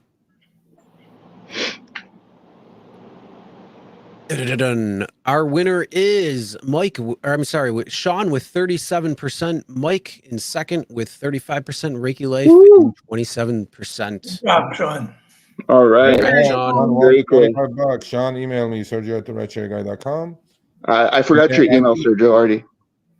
Huh? He just you said emailed me already? I know, I'm just kidding. Okay. I was like, there's no fix. Now they're all going to say it's fixed, Sean. Come on. Hey, it's up to them. They're the ones who are voting. Everybody who's watching got to vote. Yeah. That is very true. So anyway, thank you guys. Thank you for playing the game. All right, thanks, Mike, for coming on. Appreciate it. Thanks, Reiki Life. Thank you guys. Thank you, thanks, thank Sean. you for the support. Much appreciated. All right, so we did all the giving away we could do today. So yeah, we had a lot of giveaways. What, 5 different things? So all right, but we still got more of the show. So we do. Okay, really? Yeah. Well, we got an update to do. I mean, drivers in Minneapolis might want to know what the update is. What's going on there? Let's go quickly through that. Look, there is we should also run this kind of poll maybe. So as you guys know, in the city of Minneapolis, the Mayor Frey shot the bill down that would have given drivers boku miles and minute rates. That was vetoed. Okay, and then there was another bill in the state of Minnesota that the Governor Walz killed because of Uber lobbying and push, right? But now rideshare drivers are looking for alternate companies could step in, and we talk about this, Rides and InDrive and all these companies, right? Let's go, people. Because the battle has started again. So Minnesota Uber Lyft Drivers Association has collected 5,000 signatures to get back on the table with these companies. And on the second screenshot, you guys are going to see some rates that they're going after. When I say rates, no upfront bullshit, miles and minute rates. And so on the next screenshot, we'll see the rates. So it's coming back. We keep fighting as drivers. And here they are. So there's 3 models in Minneapolis now. 3 models. Let's see which one you guys like. You guys actually, I'm going to go ABC. In the chat, put ABC after you listen to what I'm saying. Model A, original proposal. A minimum compensation rate of $1.40 per mile and 51 cents per minute for the time transporting a customer, meaning period 3 only. Okay? That's A. Model B, Mayor Frey's proposal. A minimum compensation rate of $1.17 a mile and 34 cents per minute for the time transporting a customer. That's the mayor's proposal, B. And Model C, an alternative proposal, which is exactly like Uber's Prop 22 in California, a flat rate of 24 per hour applied only during the time it takes to on active time. This is Uber's proposal. Okay, 24 per active hour minimum. Okay, which one do you guys want? Model A, Model B, or Model C? Put it in the chat. Of course, everybody's going to say A because that's the higher rates, but that's only on period 3. And so Uber is going into Minnesota and Minneapolis with a different version, a little bit more watered down version of Prop 22, and they're offering, this is their playbook, people. They're going to offer 23, 24, 25 minimum per active hour. Active hour meaning period 2 and period 3, meaning from the time you accept the trip to the time you finish the trip. And that's what they're going to push. And trust me, people, you don't want it. If it doesn't have any strings attached to it, then I get it. But this will have strings attached to it, meaning you will have to, like for other benefits like healthcare stipend and things like that, like it is in California, you have to drive minimum of 25 active hours to get that healthcare stipend. And every time they introduce it, Chris, into another city or state, they're watering it down some more. Okay. Yep. So yeah, I'm not. I mean, look at New York State was watered down versus Prop 22, and this is even less because it's just guaranteeing 24-hour rate. Yeah, it is $24. And so in an email to app users, Uber said it could be forced out of Minneapolis and asked users to email the mayor and council asking them to oppose the ordinance.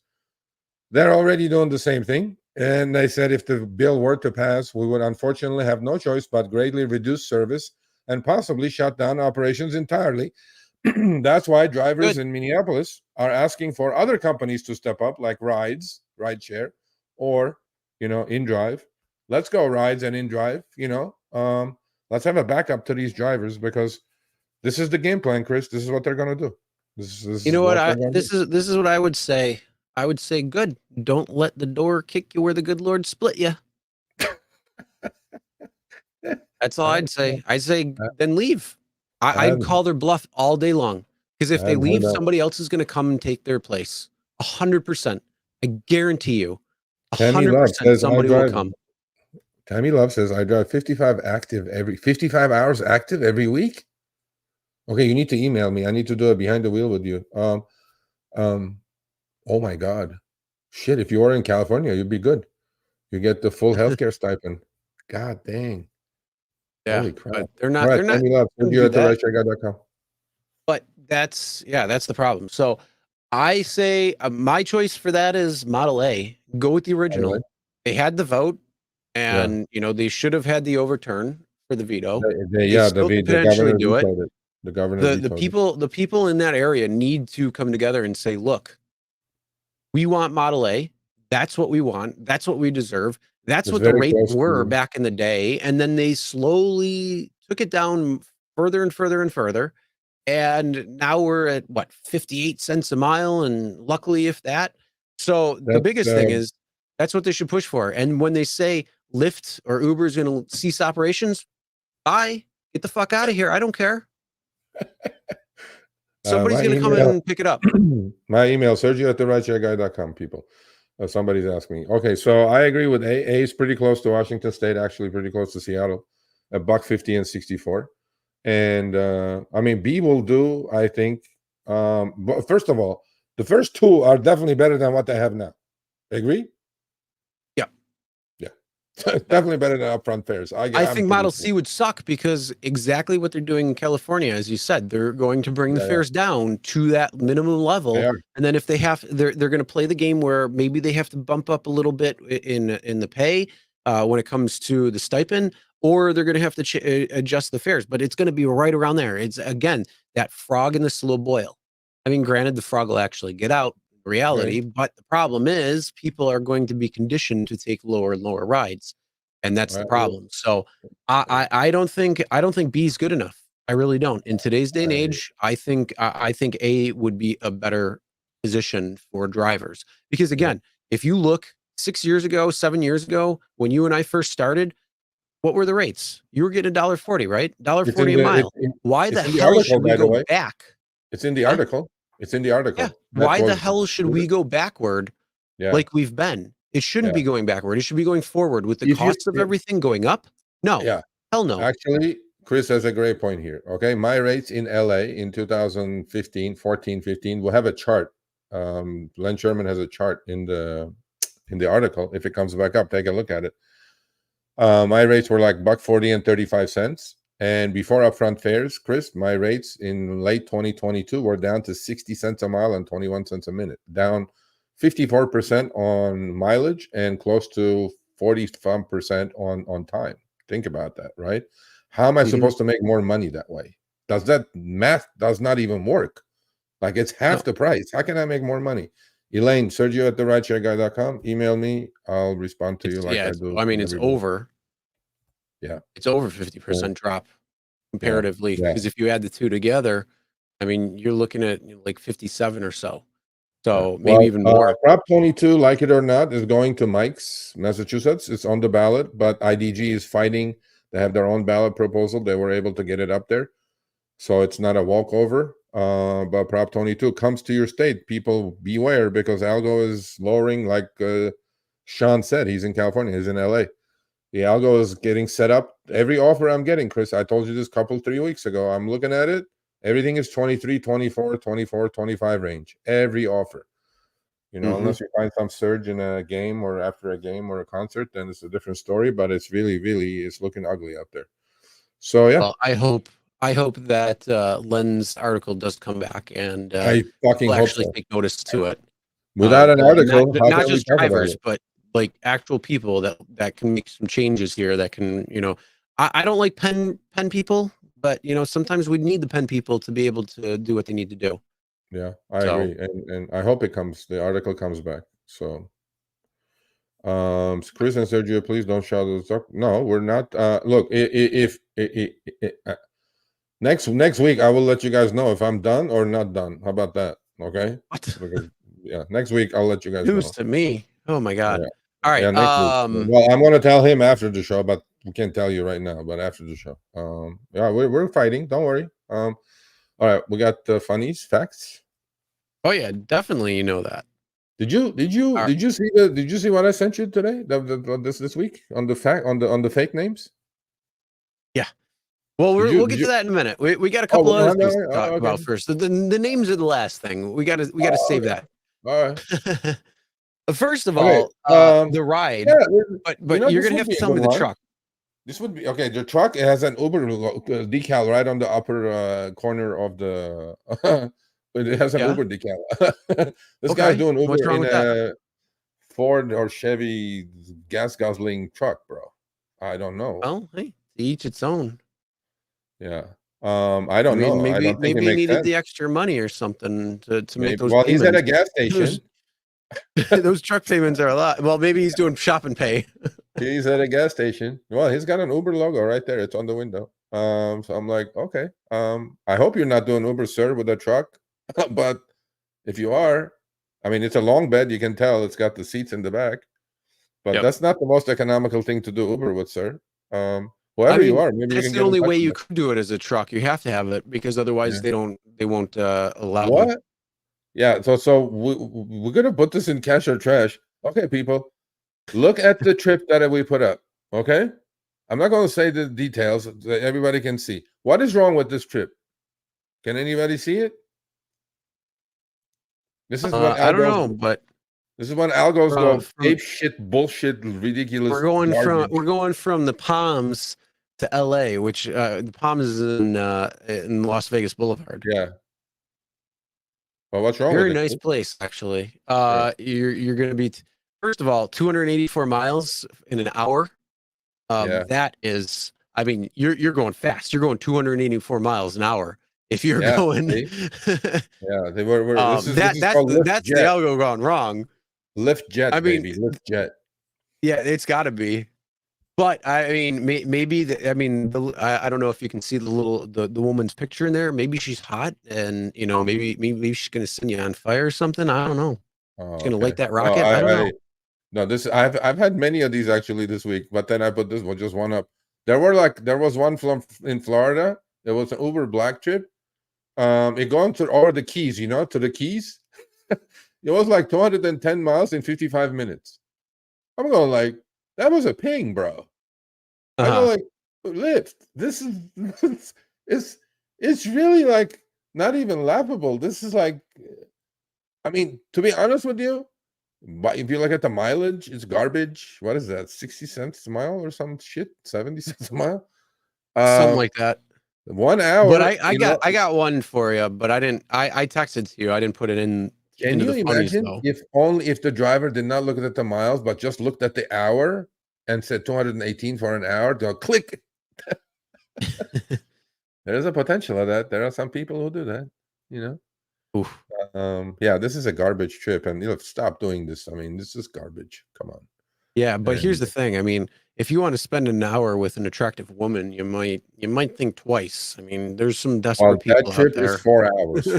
Guaranteed 4 hours. For sure. And that's not including the way back. You got to remember. Way back, we're not even. Yeah, that's garbage. Yeah. Okay. So, all right, so yeah. Here's a trip that I sent you, Sergio. I think I sent it to you yesterday, the day before. This is a Lyft ride, and it's 7 minutes, 2.6 to pick up for a 4 hour and 9 minutes. So 272 miles. Okay. Very similar to this ride. Yeah. But guess how much the pay is for I Lyft tried to versus. remember. Was it like less than a couple $100? I'll tell you what it is. It was less than a couple $100. So the ride that you see on the screen right now is very, very similar to this ride right here. This is going from Raleigh, North Carolina to Johnson City. So it's 272 miles. It's about a 4 hour trip. Same exact thing. Okay. Lyft is going to pay you $141.13 for a 280-mile trip. For a 280-mile trip. Get the fuck out! Like, what the? Sorry, chat. I apologize. Hell no. Hell no. What is going on, man? What the hell is okay? That's fucking. That's like 50 cents a mile, not even including time. It's garbage. That's insane. Who the hell would take that? I'm usually not a huge striking kind of guy. You know what I mean? But every time I hear these things, I go like, I wonder if we can pull one of these out of the hat next year. We grow like to 250,000 subs and then go, okay, let's go. I mean, I'm just like, how do you fight fire with fire? Okay, you decline, then you're not making any money at the end of the week. What is a driver to do? I mean, we need to come up with some sort of solutions. We can say cherry pick all you want. But if they're forcing you to take these garbage trips and giving you these Prop 22 like things, okay, Chris, where are we? What's happening here? RideShare Professor, are you still watching? Him and I have had a big differences when it comes to how we should treat strikes. Yeah. I say they don't work. He wants to strike. Yeah. I have an idea for you, Torsten. I got a good idea if you're watching. Okay. Instead of turning the apps off, turn the apps on. Don't accept any rides. Let them come, let them ping, let them go through their 10 seconds. And if you get a bunch of people turning their apps on and just letting them be, that is going to back up the system so much. Yeah, there's going to be a shit ton of drivers on, but it's going to back up the system so much that it's just going to go, and the people who are actually going to take rides will be busy. The other people, it's just going to keep going back and forth to everybody. It's going to pop up on Trip Radar. It's going to pop up on this person, this driver, until it can finally get one. Idea. Maybe 20, 30 minutes down the street or down the way. Who knows? I mean, think about it. If every single person turns their apps on, have the passenger suffer. Yeah. Again, we went through the TOS 2 weeks ago saying that they cannot do anything about it. They cannot tell you to get off. They can't do anything because then they're against TOS. And if a bunch of people are doing that at the same time, there could be something like class action. I don't know. Okay. You know what? Well, let's talk about that. Yeah. I mean, yeah. If we can make you guys turn the apps off, fuck it, leave it on, but don't accept for a half an hour, for an hour. How about that? Yeah. There you go. Okay. You know what? We have to discuss this. This is a good idea. I think that would be probably a little bit better. Yeah. Honestly. Well, I mean, look, I feel bad for the passengers are going to get pissed off. I feel bad for them, but hey, I do too. But hey, all is fair in love and war. Right? Mike says computers are. Yeah, I you know what? We should definitely talk about this. Yeah, we need to get our voices out somehow in a positive way. And yeah, this is getting ridiculous. I mean, if all these algos are going to lower my fares to that, they limit me at 23, 24. What's the point of being independent contractor? What's the point of being flexible? I just fucking go get a job at 22, stand somewhere, and don't even wear my car out. What's the point? Exactly. Hell, I could go back to my old pizza delivery job that I had, making $17 to $20 an hour per hour that I'm standing there, whether I'm taking a delivery or not. And then when I do take deliveries, there's only a 5-mile radius that you're going around. So I think when I was driving back on a Saturday busy night, the most I put on my car was maybe 120 miles from 4 o'clock to about 12 o'clock. So that's what, 8 hours right there. And I'd clear $200-300 in tips plus. Back then it was $10 less I was making an hour. I mean, hell, you know how much money I'd be making hand over fist at that point. Yeah. Somebody. Why would anybody continue on with that? I mean, actually, I'm going to interview this driver from Vegas, Vegas too, and he accepts everything, Chris, everything, everything, like short, long, wherever he's going. He's just 100% acceptance rate, right? And he only can do Lyft because Uber booted him. I mean, I'm telling you, bro, his numbers were like pretty good. Seriously, no joke. But he goes, I told him, I asked him, I go, do you pay attention to your expenses? Depreciation, maintenance, wear and tear? He goes, no, I'll just put gas in the car and go accept everything. I'm going like, bro, that's not how you're supposed to do that. But the guy goes, look, I'm out here 40 hours. And when you look at his online hour versus active hour, Chris, it's like 40 to 39 and a half. Like 98% utilization rate. He just keeps accepting. And he's making, he's cleaning, he's grossing about 32. Maybe there is that method. Take everything. We all become ants. How about that? I don't know. I told you I want to see. You still haven't done it yet. Actually, we may have a deal coming up as a sponsor on Show Me the Money, and they may be giving me a car for like a week or so, and then that's when I'm gonna do it. I'm gonna go accept 50 in a row. It's a rental car, so I don't give a shit. Yeah. And then, well, at that point, let's see. And then I will die. Anyway. Well, let's see. It'll be interesting, Sunshine Man. If you can get it, like, you see this trip from Vegas to LA? Hello, right here, Sunshine Man. What are you talking about? They're not all short. No, the guy's putting work in. But anyway, so yeah. And okay, so somebody at the start of the show said tip jar. Boom, there you go. Let me tell you though, they don't really work that well. I tried doing that for a little while. I mean, he has some. It didn't really work. He has some cash in there. But how much of the cash did he put in? I don't know. Well, he goes, hi, I am. What does it say? I can't read. I'm in need of money, so any amount of tip will mean a lot. Thank you. Okay, that's like begging. You know what? I don't know. Honestly, I mean, a lot of people don't really carry cash as much anymore. So the easiest thing, I mean, a lot of people may not like Venmo or Cash App or something. I don't like them, but might have to use them in order to try to get a couple extra tips. You throw your QR code on the back seat. Why not? Same, Ginger. No difference. Tiers are only for useless promos like 7-Eleven Slurpees, or on Uber. Actually, there is one useful part. If you want to go to college online, and if you're top level and you have enough points, Uber will pay for your Arizona State online college. That's the only good part about tiers, if you're into that kind of thing. Otherwise, tiers don't give you shit. All I know is I missed my goddamn cookie. I want my cookie. Oh, maybe you could get your cookie delivered by one of these cute little things. Did you see these? Remember Ali Yeah, what Khashoggi, the hell? Serve Robotics? Yeah, you know what? Here's the thing. That's how they There's a go lot out. of them in my neighborhood That's how right they here. go out. I want to know what they look like when they come back. Well, definitely without the nose and definitely without the antlers, bro. What the freak? Look at that thing. Yeah, so we're in the Christmas spirit, and you guys can see all of these on Hollywood Boulevard. If you're in LA, you know, this is Ollie's little baby robots. You know, Even it's I'm talking cute. about strikes in Uber, not Yeah. when it's an organized strike with a union. That's a whole different ballgame. We That's can't apples strike. to oranges. Get the We hell out can't of here. even get together 1,000 people, let alone 100,000 people. Yeah. If Come we could If you want do to that, compare, think if you we want would to have done compare it the by right now? things, let's compare the right things. Shit, we can't do it, bro. Not giving me stupid bullshit. Not Yeah. only that, here's the other thing: the amount that they're going up for the big three. What's that going to do to the cost of your vehicle when you have to go buy a new one in 3 years? Yeah, Going to go up.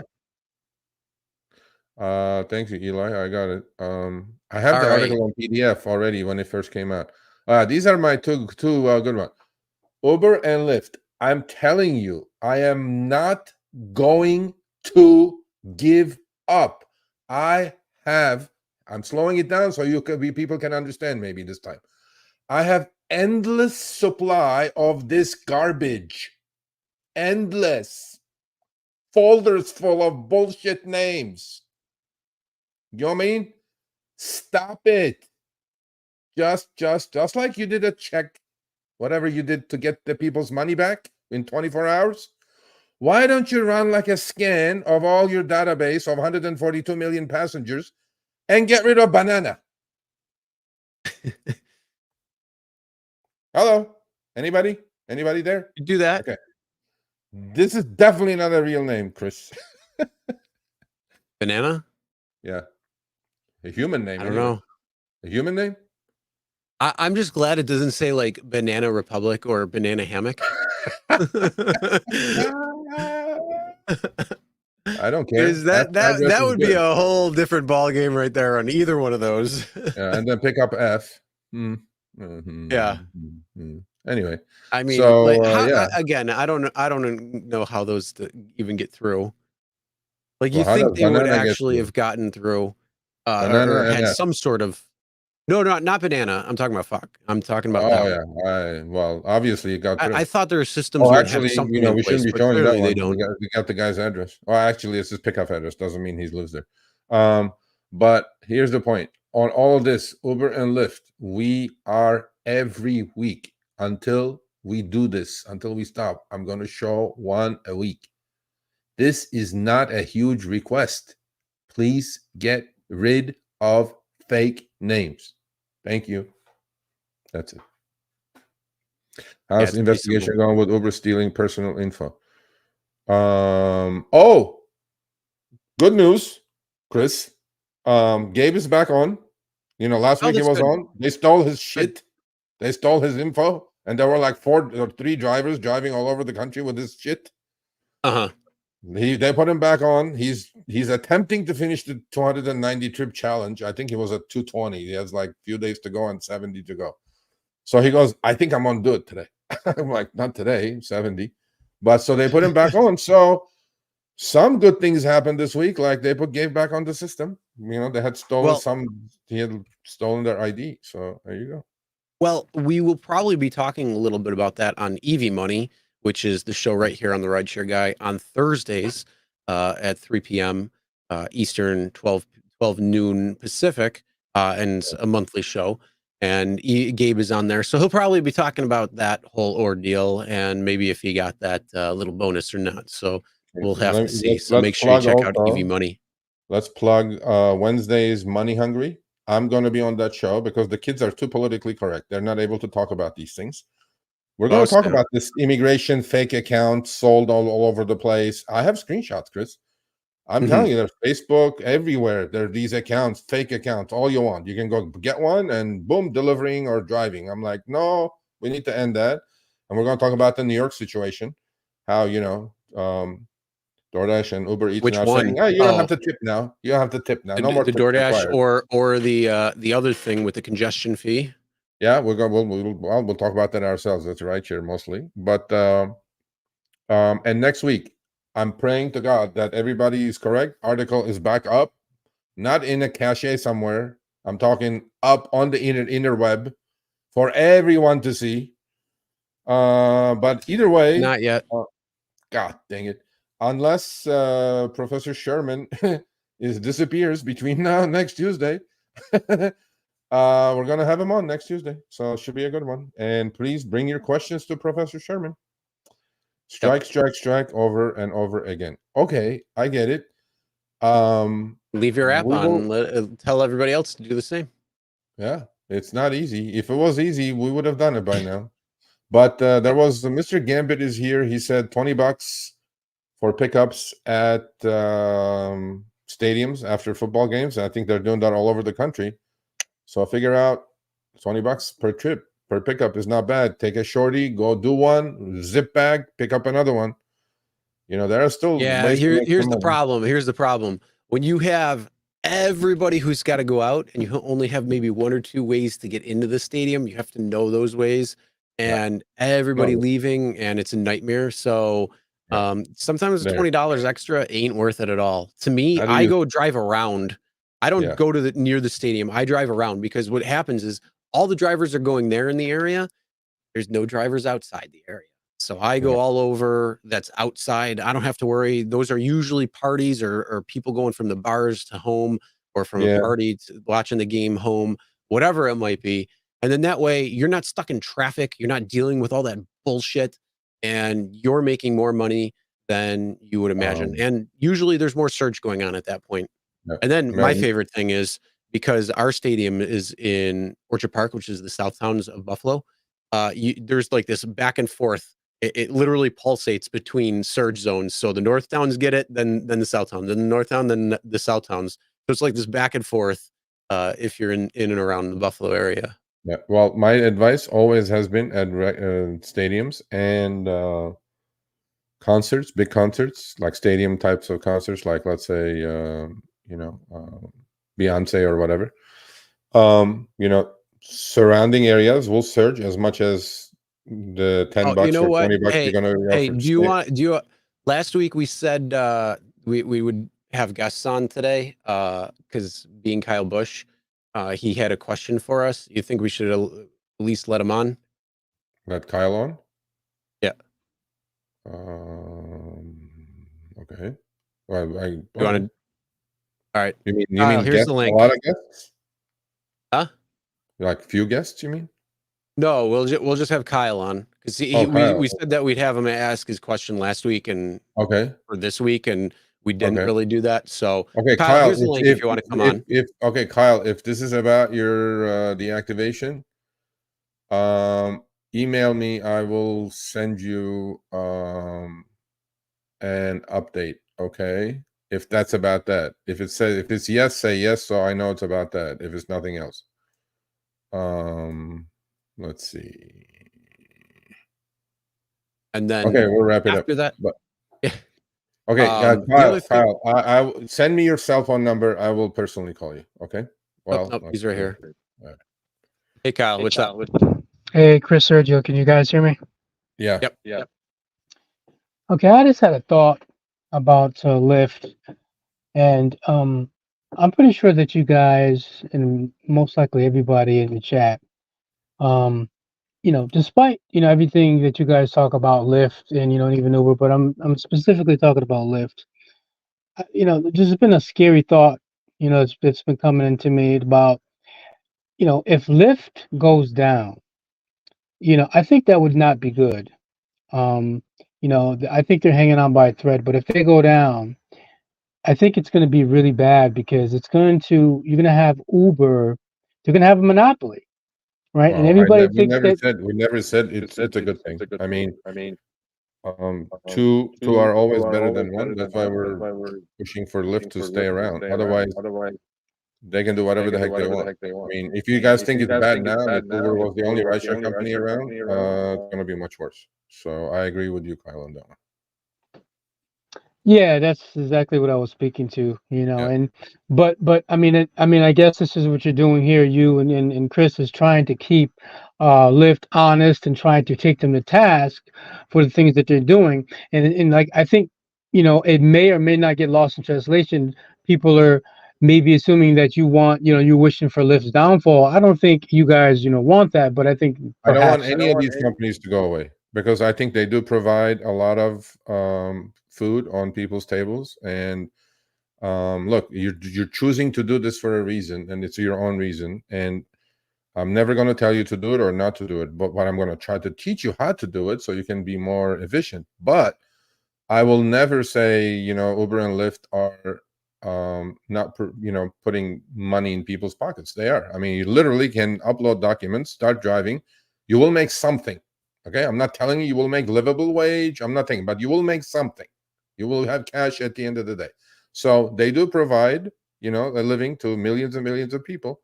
I will never say it. Maybe other people will, but I will never think that them disappearing will be the answer, because there's going to be another 6 million people unemployed, because 6.5 million globally are driving for these companies, 3 million in the US.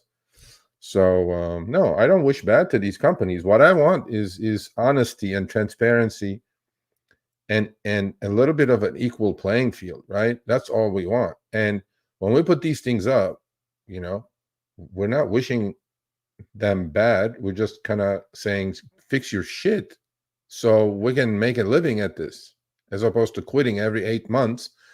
And then you have to spend shit ton of money recruiting another driver to replace me. You know what I'm saying, Kyle? That's the problem.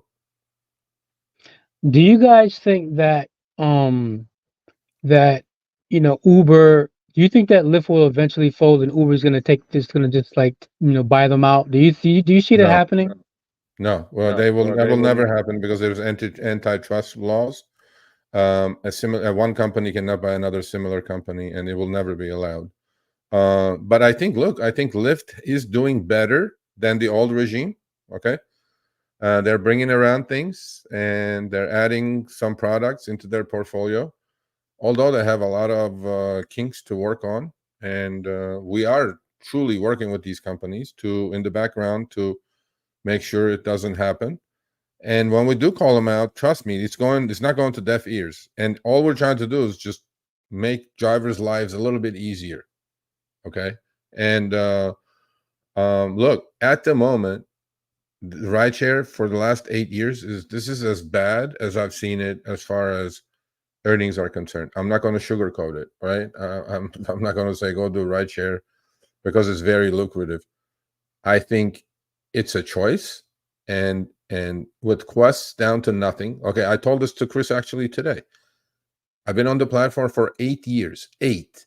It's the first time I did not, and in a city like LA, it's the first time I did not get a quest from Uber or Lyft. That shows how many drivers are out there. They don't have to put out these incentives. And these companies are taking advantage fully of many drivers being on the road for one reason or another. I don't blame any driver that's driving, because that's a way to put food on their table. And the companies are taking full advantage of it. We're just trying to keep them straight. That's all we're trying to do. But there will be a time that these drivers will go away, economy will pick up, and then we will get our surges back, and we can cherry pick, and we can make $40 an hour again. Because it's all ebbs and flows. It's never negative always. It's never positive always. And this is the toughest I've seen it in the last 8 years. Well, I mean, with Lyft, their effort seems to be counterintuitive because, at this point, I think they need to return to like as if they're a new company and to, start giving out more incentives because they're bleeding drivers. Everybody's leaving them because they got rid of Lux, and now Yeah. everybody's like, I'm out of here. So now Yeah. people can't make money on Lyft. Instead, they're doing the reverse. Instead of saying, what, we need to start giving people more money so they can come back, and saying, hey, we got competitive wages, compared to Uber. Hey, we're going to pay you a lot more money. They're not doing that. They're doing the opposite. Yeah, they are. I agree. I agree. So, but it is, at the moment, it's tough. I'm not going to sugarcoat it. I'm not going to lie about it. It's tough. And, there are still some drivers who are making some money. I'm not going to deny that. There are really shrewd drivers that are working the exact perfect hours, but then that gets rid of all the flexibility and freedom aspect out of the game, right? I mean, if you must work 3 hours a day in that window, that may not fit your bill. That may not be flexible for you. But those are the hours that are remaining now that you can make the most amount of money. It used to be 60, 70 hours a week.